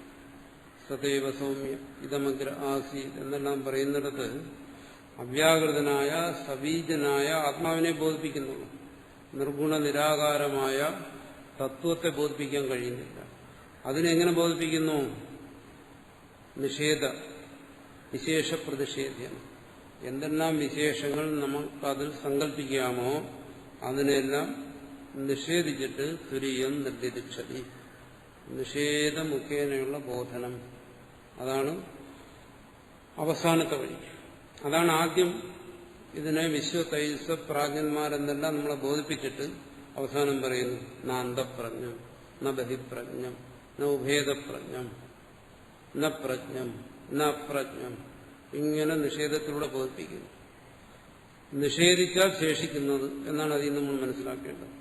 എന്തെല്ലാം നമ്മുടെ ബുദ്ധിക്ക് ബോധ്യപ്പെടുന്നോ ആ ബോധ്യപ്പെടുന്നതിനെല്ലാം നിഷേധിച്ചാൽ ബോധാവിശേഷിക്കും. ആരാണോ ഇതിനെല്ലാം ബോധ്യപ്പെടുന്നത്, ബോധ്യപ്പെടുന്നത് ഞാനല്ല, ബോധ്യപ്പെടുന്ന ആ ബോധം അത് ശേഷിക്കും. അതിനെ ആണ് ഇവിടെ തുര്യൻ എന്നുള്ള ശബ്ദം കൊണ്ട് നിർദ്ദേശിക്കുന്നത് എന്നാണ്. ശൂന്യമേവ തർഹി പറയുന്നു. സാധാരണ നിഷേധിച്ചു കഴിഞ്ഞാൽ ഒന്നുമില്ല എന്നുള്ള അവസ്ഥ വരും. ഭൗതികമായത് ശരിയാണ്. ഭൗതികമായി മേശപ്പുറത്ത് പുസ്തകമില്ല, വാച്ചില്ല എന്ന് പറഞ്ഞു കഴിഞ്ഞാൽ, അങ്ങനെ ഓരോന്നായിട്ട് നിഷേധിച്ചു കഴിഞ്ഞാൽ പിന്നെ ശൂന്യം വരും. നമ്മൾ പറയും മേശ ശൂന്യമാണോ? ഇവിടെ നമ്മൾ എന്താണ്, ഭൗതികമായ ഒരു തലത്തിൽ ഭൗതികമായ വസ്തുക്കളെ നിഷേധിക്കുമ്പോൾ അവിടെ ശൂന്യത വരും. ആ ഒരു ചിന്ത വെച്ചുകൊണ്ട് നമ്മളിവിടെ ചിന്തിക്കുന്നു എന്താണ്, സർവത്തെയും നിഷേധിച്ചാൽ ശൂന്യത വരത്തില്ല. എന്തുകൊണ്ട്? ഇവിടെ നിഷേധിക്കുന്നത് ഭൗതികമായ തലത്തിലല്ല. ഇവിടെ എന്തിനാണ് നിഷേധിക്കുന്നത് സർവത്തെയും? തന്റെ യഥാർത്ഥ സ്വരൂപത്തിൽ, പ്രത്യേകാത്മാവിൽ, തന്റെ വാസ്തവ സ്വരൂപത്തിൽ, പരമാർത്ഥ തത്വത്തിൽ അപരമാർത്ഥമായ അവാസ്തവമായ സർവത്തെയും നിഷേധിക്കുകയാണ്. അങ്ങനെ നിഷേധിച്ചു കഴിഞ്ഞാൽ അവിടെ ശൂന്യത വരത്തില്ല. അതാണ് ഇവിടെ ചോദിക്കുന്നത്, ശൂന്യമേവ തർഹി. ഇങ്ങനെ നിഷേധിച്ച് പോയാൽ ശൂന്യതയിലെത്തും ഇല്ല. തന്ന അത് സംഭവിക്കത്തില്ല. എന്തുകൊണ്ട്? മിഥ്യാവികൽപ്പസ്യ നിർനിമിത്തത്വ അനുപത്തി. കാരണം എന്തിനാണ് നിഷേധിക്കുന്നത്? വികല്പങ്ങളെ. ആരുടെ വികല്പങ്ങളെ? നിന്റെ തന്നെ വികല്പങ്ങൾ. നീ തന്നെ സൃഷ്ടിച്ചിരിക്കുന്ന വികല്പങ്ങളെ. നീ തന്നെ പേരിട്ട് വിളിച്ചിരിക്കുന്ന എന്താണ്? പ്രാജ്ഞൻ, തൈജസൻ, വിശ്വൻ, ജാഗ്രത്, സ്വപ്നം, സുഷുപ്തി. ഇതെല്ലാം നിന്റെ തന്നെ വികല്പങ്ങളാണ്, നിന്റെ തന്നെ കൽപ്പനകളാണ്. നിന്റെ തന്നെ കൽപ്പനകളെയാണ് നിഷേധിക്കുന്നത്. ആ കൽപ്പനകൾ എവിടെയാണ്? ഈ കൽപ്പനകൾ നിൽക്കുന്നത് നിന്നിൽ തന്നെ. അപ്പൊ നിന്നിൽ നിൽക്കുന്ന നിന്റെ കൽപ്പനകളെ നിഷേധിച്ചു കഴിഞ്ഞാൽ അതുകൊണ്ട് നിന്റെ നിഷേധമാകുന്നില്ല. താൻ തന്നിലുള്ള കൽപ്പനകളെ നിഷേധിച്ചു കഴിഞ്ഞാൽ അതെങ്ങനെ തന്റെ നിഷേധമാകും? നിഷേധിക്കുന്നവൻ അവിടെ അവശേഷിക്കുന്നു. അതുകൊണ്ട് ഇവിടെ എങ്ങനെ ശൂന്യത വരും? ശൂന്യത വരാം. ഭൗതികമായ ഒരു തലത്തിൽ ഭൗതികമായ മറ്റൊന്നിനെ നിഷേധിച്ചാൽ ശേഷിക്കുന്ന അതിനെ നമ്മൾക്ക് ശൂന്യമെന്ന് വിളിക്കാം. ശൂന്യവും ഭൗതികമാണ്. പക്ഷെ ഇവിടെ അതല്ല. ഇവിടെ സത്തിൽ, ഉണ്മയിൽ, തന്റെ പാരമാർത്ഥികമായ നിലയിൽ, തന്റെ ബോധത്തിൽ എന്നെങ്കിലും മനസ്സിലാക്കണം. അവിടെ മറ്റു സർവത്തെയും നിഷേധിക്കുകയാണ്. അപ്പം നിഷേധിക്കുന്നതിനെന്താണ്? അവിടെ ഒരു നിമിത്തമുണ്ട്. ഒന്നിനെ ആശ്രയിച്ചിട്ടാണ് നിഷേധിക്കുന്നത്. നിരാശ്രയമായി നിഷേധിക്കാൻ പറ്റുന്നില്ല. ഞാൻ സർവത്തെയും നിഷേധിക്കണമെങ്കിൽ എനിക്ക് എന്നെ ആശ്രയിക്കണം. നിഷേധിക്കുന്നവനായ ഞാൻ എന്നെ ആശ്രയിച്ചുകൊണ്ടാണ് ബാക്കി സർവത്തെയും നിഷേധിക്കുന്നത്. അതിനൊരു നിമിത്തം അവിടെയുണ്ട്, നിഷേധിക്കുന്നവനായി നിൽക്കുന്ന നിമിത്തം. അതുകൊണ്ട് തന്നെ എന്താണ് നിഷേധം? ഇവിടുത്തെ നിഷേധം ശൂന്യതയിലെത്തത്തില്ല, അത് സാധ്യമല്ല. അതിന് അടുത്ത് ഉദാഹരണം പറയുന്നു. മിഥ്യാവികൽപ്പസ്യ നിർനിമിത്തത്വ അനുപത്തേ നഹി രജത സർപ്പ പുരുഷ മൃഗതൃഷ്ണികാദി വികൽപ്പ. ഇതെല്ലാം വികൽപ്പങ്ങളാണ്. രജതം ശുക്തികയിലെ രജതാനുഭവം, സർപ്പം രജ്ജുവിലെ സർപ്പാനുഭവം, പുരുഷൻ സ്ഥാണുവിലെ പുരുഷാനുഭവം, മൃഗതൃഷ്ണിക ഊഷരഭൂമിയിലെ മൃഗതൃഷ്ണിക മരുമരീചിക. ഇതെല്ലാം വികല്പങ്ങൾ തന്നെയാണ്, ഭൗതികമായ വികല്പങ്ങൾ. ഇതിനെല്ലാം എവിടെ നിഷേധിക്കുന്നു? അതിന്റെ ഭൗതികമായ ആധാരത്തെ നിഷേധിക്കുന്നു. ഭൗതികമായ ആധാരമുള്ള വികല്പങ്ങളെ നിഷേധിക്കുമ്പോൾ ഭൗതികമായ ആധാരം അവിടെ ശേഷിക്കുന്നുണ്ട്. നിഷേധിച്ചാൽ അവിടെ ശൂന്യം എന്ന് നമുക്ക് പറയാം. പക്ഷേ ആ ശൂന്യത നിലനിൽക്കുന്ന ഒരാധാരം അവിടെയും ശേഷിക്കുന്നു. അവിടെയും പൂർണ്ണമായ ശൂന്യതയെ കിട്ടുന്നു. നിഷേധിച്ച ആ വസ്തുക്കളുടെ ശൂന്യതയുള്ളൂ, മറിച്ച് അതിന്റെ ആധാരം അവിടെ നിലനിൽക്കുന്നു. എന്താണ് അതിന്റെ ആധാരം? ശുക്തിക, രജ്ജു, സ്ഥാണു, ഊഷരാദി വ്യതിരേകേണ അവസ്തു ആസ്പദാഹ ശക്തിയാഹ കൽപ്പയിലും. ഇതല്ലാതെ അവസ്തു ആസ്പദമായി, അവസ്തു എന്ന് വെച്ചാൽ ശൂന്യം, ശൂന്യത്തെ ആശ്രയിച്ചുകൊണ്ടുള്ള ഒരു നിഷേധമാണിതെന്ന് ആർക്ക് കൽപ്പിക്കാൻ കഴിയും? അത് സാധ്യമല്ല. മറിച്ച് ഇവിടെ എല്ലാം ഓരോ വസ്തുവുണ്ട്. ഞാൻ എല്ലാത്തിനെയും നിഷേധിച്ചിട്ട് പറയുന്നു മേശ ശൂന്യമാണെന്ന്. ശരി, മേശയിൽ ഞാൻ ശൂന്യത ആരോപിച്ചപ്പോൾ അവിടെ മേശ ശേഷിച്ചല്ലോ. മേശയിൽ ഞാൻ ശൂന്യത ആരോപിച്ചു എന്നേ ഉള്ളൂ. പക്ഷെ പൂർണ്ണ ശൂന്യതയെ എനിക്കിവിടെ അറിയാൻ കഴിയുന്നില്ല. ഇത് തന്നെയാണ് ഇവിടെ പറയുന്ന ബ്രഹ്മസ്ഥലത്തെല്ലാം സംഭവിക്കുന്നത്. അവിടെയെല്ലാം അതിന്റെ ആധാരം നിലനിൽക്കുന്നു എന്നർത്ഥം. ഏവം തർഹി പ്രാണാദി സർവവികൽപാസ്പദത്വ തുര്യസ്യ ശബ്ദവാച്യത്വമിതി ന പ്രതിഷേധേഹി പ്രത്യായീയത്വം ഉദകാധാര ആദേരിവ ഘടാദേഹി. ഇങ്ങനെ സർവത്തെയും നിഷേധിച്ചു കഴിഞ്ഞാൽ ശേഷിക്കുന്നതാണെന്ന് പറഞ്ഞു. തുര്യൻ എന്ന് പറഞ്ഞു. അങ്ങനെയാണെങ്കിൽ അവിടെ പറയുന്നു, അതേസമയം രണ്ടു കാര്യം പറഞ്ഞു. ഒന്ന്, സർവത്തെയും നിഷേധിച്ചു കഴിഞ്ഞാൽ ശേഷിക്കുന്നതാണ് തുര്യൻ. അതേസമയം തുര്യനെ ഒരു ശബ്ദം കൊണ്ടും ബോധിപ്പിക്കാനും സാധ്യമല്ല. ഈ രണ്ടു കാര്യങ്ങളാണ് പറയുന്നത്. അതിൽ വരാമെന്നുള്ള ഒരു യുക്തിഭംഗത്തെക്കുറിച്ച് പറയുകയാണ്. പ്രാണാദി സർവവികൽപാസ്പദത്വ തുര്യസ്യ. പറഞ്ഞല്ലോ, വിശ്വതൈജസ പ്രാജ്ഞന്മാരെല്ലാം ഈ തുര്യനെ ആശ്രയിച്ചാണ് നിൽക്കുന്നത്. ഈ തുര്യൻ ആണ് ഇതിനെല്ലാം ആധാരമായിരിക്കുന്നത്. ഈ തുര്യനിൽ ആരോപിച്ചിരിക്കുന്നതാണ് വിശ്വതേജ പ്രാണന്മാരെല്ലാം. അതുകൊണ്ട് നമുക്ക് പറയാം എന്താണ് ഇതിന്റെ എല്ലാം ആസ്പദമായിരിക്കുന്നത് തുര്യനാണെന്ന് പറയാം. അങ്ങനെയാണെങ്കിൽ വിശ്വൻ, തൈജസൻ, പ്രാജ്ഞൻ എന്നുള്ള ശബ്ദങ്ങളെ കൊണ്ട് നമ്മൾ ഇപ്പോൾ അവരെല്ലാം മനസ്സിലാക്കി, ശബ്ദത്തിലൂടെയാണ് മനസ്സിലാക്കി. വിശ്വൻ എന്ന് പറഞ്ഞാൽ നമുക്കറിയാം ഉണർന്നിരിക്കുന്നവനാണ്, തൈജസൻ സ്വപ്നം കാണുന്നവനാണ്, പ്രാജ്ഞൻ ഉറങ്ങുന്നവനാണ്. അവിടെ ശബ്ദാർത്ഥബോധം നമുക്കുണ്ടായി. ഉണ്ടായതുകൊണ്ടാണ് അതിനെ നമ്മൾ ധരിച്ചു എന്ന് കരുതിയിരിക്കുന്നത്. അത്രയും ധരിക്കാമെങ്കിൽ അതിന്റെ ആശ്രയമായിരിക്കുന്ന അതിനെ തുര്യൻ എന്നുള്ള പേരുകൊണ്ട് എന്തുകൊണ്ട് ബോധിച്ചുകൂടാ? കാരണം അതുകൂടെ ചേർന്ന തുര്യൻ കൂടി ചേർന്നാലേ വിശ്വനും തൈജസ്സനും പ്രാജ്ഞനും എല്ലാം നിലനിൽക്കുന്നുള്ളൂ. വിശ്വാദികളുടെ ആധാരമായിരിക്കുന്നതാണ് തുര്യൻ. ഇത്രയും നമുക്ക് ബോധിക്കാമെങ്കിൽ എന്തുകൊണ്ട് തുര്യൻ എന്നുള്ള ആ ശബ്ദം കൊണ്ട് പരമാർത്ഥ വസ്തുവിനെ ബോധിച്ചുകൂടാ? അങ്ങനെ ബോധിക്കാമെങ്കിൽ ന പ്രതിഷേധേഹി പ്രത്യായത്വം, നിഷേധത്തിലൂടെ അതിനെ ബോധിക്കാവൂ എന്ന് പറയുന്നതിൽ അർത്ഥമില്ല. ആധാരമായിരിക്കുന്ന ഒരു വസ്തുവിനെ ആധേയത്തെ ബോധിക്കുന്നതിലൂടെ തന്നെ ബോധിക്കാം. ഒരു ഉദാഹരണം പറയുന്നു. എന്താണ്? കുടത്തിൽ വെള്ളമിരിക്കുന്നു, കലത്തിൽ വെള്ളമിരിക്കുന്നു. ഇവിടെ ആധാരമായിരിക്കുന്ന കലം, വെള്ളമെന്ന് പറയുന്ന ആധേയം. അവിടെ എന്താണ്? നമുക്ക് വെള്ളമെന്നുള്ള ശബ്ദം കൊണ്ട് ആ വെള്ളത്തെ ബോധിക്കാം, കലം എന്നുള്ള ശബ്ദം കൊണ്ട് കലത്തെയും ബോധിക്കാം. എന്തുകൊണ്ടാണ്? വെള്ളത്തെ താങ്ങിയിരിക്കുന്ന വസ്തുവാണ് കലം.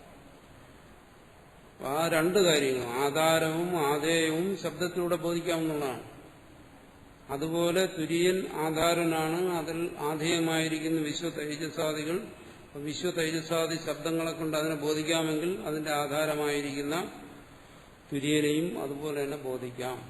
നിഷേധത്തിന്റെ ആവശ്യമില്ല എന്നാണ്. എന്നിവിടെ ഇങ്ങനെ ചിന്തിക്കുന്ന എന്തിന്? കാരണം ആ തത്വത്തിന്റെ വ്യക്തതയ്ക്ക് വേണ്ടി, ഭ്രമം ഉണ്ടാകാതിരിക്കാൻ വേണ്ടി.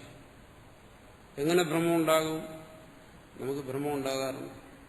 തുര്യൻ എന്നുള്ള ശബ്ദം കേൾക്കുമ്പോൾ ഒരാൾ ധരിക്കുകയാണ് തുര്യൻ ഇന്നതാണ് എന്നാണ്. അങ്ങനെയും ധരിച്ചു പോകാം. ചിലപ്പോൾ ഒരാൾ പറയും ഞാൻ തുര്യനാണ്. കാരണം ഒരു ശബ്ദം എവിടെയെങ്കിലും കൊണ്ട് തന്നെ എത്തിക്കും, ഏതെങ്കിലും ഒരു അർത്ഥത്തിൽ തന്റെ ബോധത്തെ കൊണ്ട് ബന്ധിക്കും. അങ്ങനെ ബന്ധിക്കരുത്. എന്തിനെങ്കിലും തുര്യനെന്ന് ധരിച്ചാൽ പോരാ, അതെന്താണെന്ന് വ്യക്തത ഉണ്ടാകണം. അതിനു വേണ്ടിയിട്ടാണ് ഇങ്ങനെ ചിന്തിക്കുന്നത്. ഇല്ലെങ്കിൽ ഈ ആധ്യാത്മികമായ വിഷയങ്ങളെ സംബന്ധിച്ച്, പ്രത്യേകിച്ച് ഈശ്വരൻ, ആത്മാവ്, ഇത്തരം തത്വങ്ങളെക്കുറിച്ച് ബോധമില്ലാത്ത ആരുമില്ല. പക്ഷേ ഓരോരുത്തരുടെ ബോധവും മിഥ്യാബോധങ്ങളാണെന്നേ ഉള്ളൂ. വിശേഷം ബോധമില്ലാത്ത ആരുമില്ല. ഏത് പാമരനും ബോധം കാണും. ബോധം അവന്റെ ഉള്ളിൽ സ്ഫുരിക്കുന്നുണ്ടെങ്കിൽ തീർച്ചയായും അവന് ആ ബോധത്തെ നിഷേധിക്കാൻ പറ്റത്തില്ല. അപ്പോൾ ബോധത്തെ സംബന്ധിച്ചുള്ള മിഥ്യാധാരണകളിലാണ് സാധാരണ മനുഷ്യൻ. തീർച്ചയായും ഇതിനെക്കുറിച്ച് ചിന്തിക്കുന്നവർക്ക് കുറച്ചുകൂടി വ്യക്തമായ ബോധം കാണും. പക്ഷെ അത് പരമാർത്ഥ ബോധമല്ല. ആ പരമാർത്ഥ ബോധത്തിൽ വരുന്ന മിഥ്യാഭ്രമങ്ങളാണ് നമ്മൾ സത്യബോധമായി പലപ്പോഴും ധരിക്കുന്നത്. അത് വരാതിരിക്കാൻ വേണ്ടി അതിനെ എത്രമാത്രം നിഷേധിക്കാം, നിഷേധത്തിലൂടെ എങ്ങനെ സത്യത്തെ ബോധിപ്പിക്കാമോ അതിനുവേണ്ടി പല വീക്ഷണകോണങ്ങളിൽ നിന്നുകൊണ്ട് അതിനെ നിഷേധിക്കുകയാണ്. നിഷേധിച്ചിട്ട് അതിനെ ബോധിപ്പിക്കാൻ വേണ്ടിയാണ് പറയുന്നത്. ഈ ഉദാഹരണങ്ങളൊക്കെ പറഞ്ഞിട്ട് പറയുന്നത് എന്താണ്?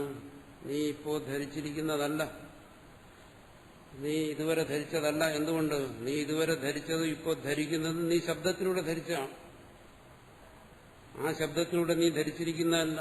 അവിടെ നിനക്ക് പെശക് പറ്റിയിരിക്കുന്നു എന്ന് പറയുമ്പോൾ എന്തിനു വേണ്ടി? അത് കൂടുതൽ വ്യക്തമാക്കാൻ വേണ്ടിയിട്ടാണ്. അല്ലാതെ നമ്മളെ കൂടുതൽ ആശയക്കുഴപ്പത്തിലേക്ക് തള്ളിയിടാൻ വേണ്ടിയിട്ടല്ല. അങ്ങനെ അതിനെ കൂടുതൽ ഉള്ളിൽ പ്രകാശിപ്പിക്കാൻ വേണ്ടിയിട്ടാണ് ഈ വാദചർച്ച ഇവിടെ വീണ്ടും വീണ്ടും അതിനെ ചർച്ച ചെയ്യുന്നു. പ്രാണാദി വികൽപ്പസ്യ അസത്വ ശുക്തികാദിഷുവ രജതാദേഹേ. രണ്ടും തമ്മിൽ വ്യത്യാസമുണ്ട്. കലത്തിനകത്ത് വെള്ളം എടുത്ത് വെച്ചു കഴിഞ്ഞാൽ വെള്ളം എന്ന് പറഞ്ഞ് നിങ്ങൾക്ക് വെള്ളത്തെ ധരിക്കാം, കലം എന്ന് പറഞ്ഞ് കലത്തെയും ധരിക്കാം. ഇവിടെ അതുപോലെയല്ല. പ്രാണാദി വികല്പങ്ങൾ, വിശ്വതൈജസാദി വികല്പങ്ങൾ, ജാഗ്രത സ്വപ്നാദി അവസ്ഥകൾ, ഇതെല്ലാം എന്താണ്? ഇതെല്ലാം ഇവിടെ കൽപ്പിതമാണ്. എന്ന് പറഞ്ഞാൽ പരമാർത്ഥത്തിൽ നിൽക്കുന്നതല്ല, അല്ലെങ്കിൽ അതാ തുര്യനിൽ നിന്ന് വേറിട്ട് സ്വതന്ത്രമായി നിലനിൽക്കുന്നതല്ല. അതുകൊണ്ട് അതിനെയെല്ലാം ഗ്രഹിക്കുന്നത് പോലെ ഇതിനെ ഗ്രഹിക്കാൻ സാധ്യമല്ല. അതിനെയെല്ലാം ഗ്രഹിക്കുന്ന ശബ്ദങ്ങളെപ്പോലെ ഇതിനെ ഏതെങ്കിലും ഒരു ശബ്ദത്തെ കൽപ്പിച്ചിട്ടാകെ കൽപ്പനയിലൂടെ നമുക്കിതിനെ ഗ്രഹിക്കാൻ സാധ്യമല്ല. അതാണ് പറയുന്നത് പ്രാണാദി വികല്പസ്യ അസത്വ. ആ പ്രാണാദി വികല്പങ്ങൾ എന്താണ്? അത് അസത്വമാണ്. അത് അസത്വം അസത്വം എന്ന് എന്തിനാണ് ഇത് പറയുന്നത്? ആ പ്രാണാദി വികല്പങ്ങളെല്ലാം സത്യമായിട്ടാണ് താൻ ഗ്രഹിക്കുന്നത്. തുര്യനാണ് സത്യമെന്നല്ല ഗ്രഹിക്കുന്നത്, പ്രാണാദി വികല്പങ്ങളാണ് സത്യമെന്ന് ഗ്രഹിക്കുന്നത്. അത് സത്യമെന്ന് ഗ്രഹിച്ചു കഴിഞ്ഞാൽ അദ്വയമായ സത്വം, ആ സത്യം എങ്ങനെ പിടികിട്ടും? സത്യമല്ലാത്തതിന് സത്യമെന്ന് ഗ്രഹിച്ചു കഴിഞ്ഞാൽ അപ്പൊ സത്യത്തെ ബുദ്ധി എവിടെയാണോ വരേണ്ടത് അവിടെ സത്യത്തെ ബുദ്ധി വന്നില്ലെങ്കിൽ അത് മിഥ്യാത്വമെന്നേ പറയാൻ പറ്റും. അതുകൊണ്ട് പറയുന്നു അത് മിഥ്യയാണ്. അത് ഏതുപോലെ ശുക്തികാതി ശിവ രജതാദി, ശുക്തികയിലും മറ്റും രജത ബുദ്ധിയെപ്പോലെ. അതുകൊണ്ട് നിങ്ങൾ എവിടെയെല്ലാം സത്യത്തെ ബോധ്യപ്പെട്ടുവെന്ന് ശബ്ദത്തിലൂടെ ഗ്രഹിക്കുന്നു അവിടെയെല്ലാം നിങ്ങൾ ബോധ്യപ്പെട്ടുകൊണ്ടിരിക്കുന്ന മിഥ്യയാണ്, സത്യത്തെ അല്ല. ആ നിഷേധത്തിലൂടെ, അത് സർവനിഷേധത്തിലൂടെ അത് സാധ്യമാവും. അവശേഷിക്കുന്നതാണ് സത്യം. അത് പറയാൻ വേണ്ടിയിട്ടാണ് ഇവിടെ ഇത് പറഞ്ഞത്. അതുകൊണ്ട് ഇവിടെ പറഞ്ഞു വരുന്ന സിദ്ധാന്തം എന്താണ്? നിഷേധത്തിലൂടെ പരമാർത്ഥത്തെ ബോധിപ്പിക്കാൻ പറ്റും. അതാണ് ഇവിടെ മുഖ്യമായി മനസ്സിലാക്കേണ്ടത്. അതിന്റെ യുക്തികളാണ് ഇനി അടുത്ത് പറയുന്നത്. നിഷേധത്തിലൂടെ ബോധിപ്പിക്കുക എന്ന് പറയുമ്പോൾ എല്ലാ ശബ്ദങ്ങളും കേവലം ചൂണ്ടുപലകകൾ മാത്രമാണ്. അതാണ് ഇവിടെ പറയുന്നത്. അപ്പോൾ നമ്മൾ ആ ശബ്ദങ്ങളിലും ശബ്ദങ്ങളുടെ അർത്ഥത്തിനുമാണ് നമ്മുടെ മനസ്സ് നിൽക്കുന്നതെങ്കിൽ സാധാരണ അതാ സംഭവിക്കുന്നത്. തത്വശ്രവണത്തിൽ തീർച്ചയായും നമ്മുടെ മനസ്സ് നിൽക്കുന്നത് ശബ്ദത്തിനും ശബ്ദാർത്ഥത്തിനുമാണ്. പക്ഷേ ശബ്ദം, ശബ്ദാർത്ഥം എന്നുള്ളതിൽ നിന്ന് ഉപരിയായി ഉള്ള ബോധസ്ഫുരണമാണ് പരമാർത്ഥത്തിലുള്ള ബോധം. അതാണ് ഇവിടെ പറയുന്നത്. അത് ശബ്ദാർത്ഥ സംബന്ധത്തിലൂടെ ഗ്രഹിക്കുന്നില്ല. ഒരു ഉദാഹരണം പറഞ്ഞാൽ ഒരാൾ ആകാശത്തിലേക്ക് ചൂണ്ടിക്കാണിക്കുകയാണ്, ഇതാണ് നക്ഷത്രങ്ങൾ, ഇതാണ് ചന്ദ്രൻ എന്ന് ചൂണ്ടിക്കാണിക്കുമ്പോൾ ഇത് ഇവിടെ പറയുന്ന ഒരു പ്രസിദ്ധമായ ഉദാഹരണമാണ്. അവിടെ എന്ത് ചെയ്യുന്നു? സങ്കേതത്തിലൂടെ നമ്മളെ ബോധ്യപ്പെടുത്തി ശ്രമിക്കുകയാണ്. ചൂണ്ടുവിരലാണ് സങ്കേതം. അതിനെ ഒരു പ്രമാണമായി ചിലർ സ്വീകരിക്കുന്നു, ചിലർ സ്വീകരിക്കുന്നു. അത്തരൊരു സങ്കേതത്തിലൂടെ എന്താണ് ചൂണ്ടിയാൽ മതി, പറയേണ്ട കാര്യം ഏതാണ് ചന്ദ്രൻ, ഏതാണ് നക്ഷത്രങ്ങളെന്ന് ചോദിച്ചു കഴിഞ്ഞാൽ വിരൽ ചൂണ്ടിയാൽ മതി. സങ്കേതത്തിലൂടെ മനസ്സിലാക്കാം. പക്ഷേ ആ വിരൽ ചൂണ്ടുമ്പോൾ അവിടെ ശ്രോതാവ് അല്ലെങ്കിൽ ദ്രഷ്ടാവ് വിരലിലേക്കാണ് നോക്കുന്നതെങ്കിലോ അവനൊരിക്കലും ചന്ദ്ര താരകാദികളുടെ പ്രത്യക്ഷം ഉണ്ടാകുന്നില്ല. അവന് വിരലിന്റെ പ്രത്യക്ഷം ഉണ്ടാകുന്നു. ശാസ്ത്രം ഈ പരമാർത്ഥത്തെ ബോധിപ്പിക്കുമ്പോഴും ഇതാ സംഭവിക്കും. എന്ത് സംഭവിക്കുന്നു? നമ്മൾ ഈ വിരലിൽ ദൃഷ്ടി ഉറപ്പിക്കുന്നത് പോലെ ശബ്ദാർത്ഥത്തിൽ ദൃഷ്ടി ഉറപ്പിക്കുന്നു. അപ്പൊ ശബ്ദവും ശബ്ദത്തിൽ നിന്ന് കൽപ്പിതമായ ഒരർത്ഥവും അത്രമാത്രമേ മനസ്സിൽ നിൽക്കുന്നു. മറിച്ച് അവന്റെ ദൃഷ്ടി പൂർണ്ണമായും വിരലിനെ വിട്ടിട്ട്, വിരലിന് ഒരു ലേശം പോലും വരാൻ പാടില്ല, പൂർണ്ണമായും അവന്റെ ദൃഷ്ടി, ബോധം, അറിവ് അത് വിട്ടിട്ട് എവിടെ ഉറയ്ക്കണം? ആ ചന്ദ്ര താരകാദികളിൽ തന്നെ ഉറയ്ക്കണം. അവിടെ ഒരു വലിയൊരു മാറ്റം സംഭവിക്കുന്നു. ആ ദൃഷ്ടി വിരലിൽ നിന്ന് മാറി എവിടെ? ആകാശത്തിൽ ഉറയ്ക്കണം. അതുപോലെ ഇവിടെ എന്ത് ചെയ്യുന്നു? ഈ നിഷേധിക്കാനായാലും ശരി, വിധിമുഖേന ബോധിപ്പിക്കുന്നതായാലും ശരി, ആ ശബ്ദാർത്ഥങ്ങളിൽ നിന്ന് വിട്ട്, അതാണ് ലക്ഷണിയെന്നും മറ്റും പറയുന്നത്, വിട്ട് ഈ ചിത്തം ചിതാകാശത്തോടെ ഏകീഭവിക്കും. അവിടെയാണ് ആത്മബോധം പ്രകാശിക്കുന്നത്. അല്ലെങ്കിൽ തുരീയ സ്ഫുരണം എന്നെല്ലാം പറയുന്നതാണ്. പല പല ശബ്ദങ്ങളിലൂടെ ബോധിപ്പിക്കുന്ന അതാണ്. അക്കാര്യമാണ് ഇവിടെ പറഞ്ഞു വരുന്നത്. അങ്ങനെ ഒന്നുണ്ട്. അതെങ്ങനെ? അത് തന്റെ പ്രയത്നം കൊണ്ട് സംഭവിക്കുന്നതല്ല. ഇവിടെ അങ്ങനെയല്ല. നമുക്കെന്താണ്, വിരൽ തുമ്പിൽ നിന്ന് ദൃഷ്ടി മാറ്റി ആകാശത്തിലേക്ക് നോക്കാം, നല്ല സ്വാതന്ത്ര്യമുണ്ട്. കാരണം അവിടെ വിരൽ തുമ്പും ഭൗതികമാണ്, ആകാശവും ഭൗതികമാണ്. പക്ഷെ മാറ്റി നോക്കണം. ഇവിടെ അങ്ങനെയല്ല, ഇത് സ്വാഭാവികമായി സംഭവിക്കുന്നു. ശബ്ദാർത്ഥ തലങ്ങളിൽ നിന്ന് വരുന്ന ആ വ്യക്തത, അവിടെ അത് വ്യക്തമായിരിക്കണം കാര്യം. ആ വ്യക്തതയിൽ നിന്ന് ചിത്തം അതിനെ ഉപേക്ഷിച്ചു പോകണം. അവിടെ ശേഷിക്കുന്നതാണ് പരമാർത്ഥ ബോധം. അങ്ങനെയാണ് ഇതിനെ ബോധിക്കേണ്ടത് എന്നാണ് ഇവിടെ പറഞ്ഞു വരുന്നത്.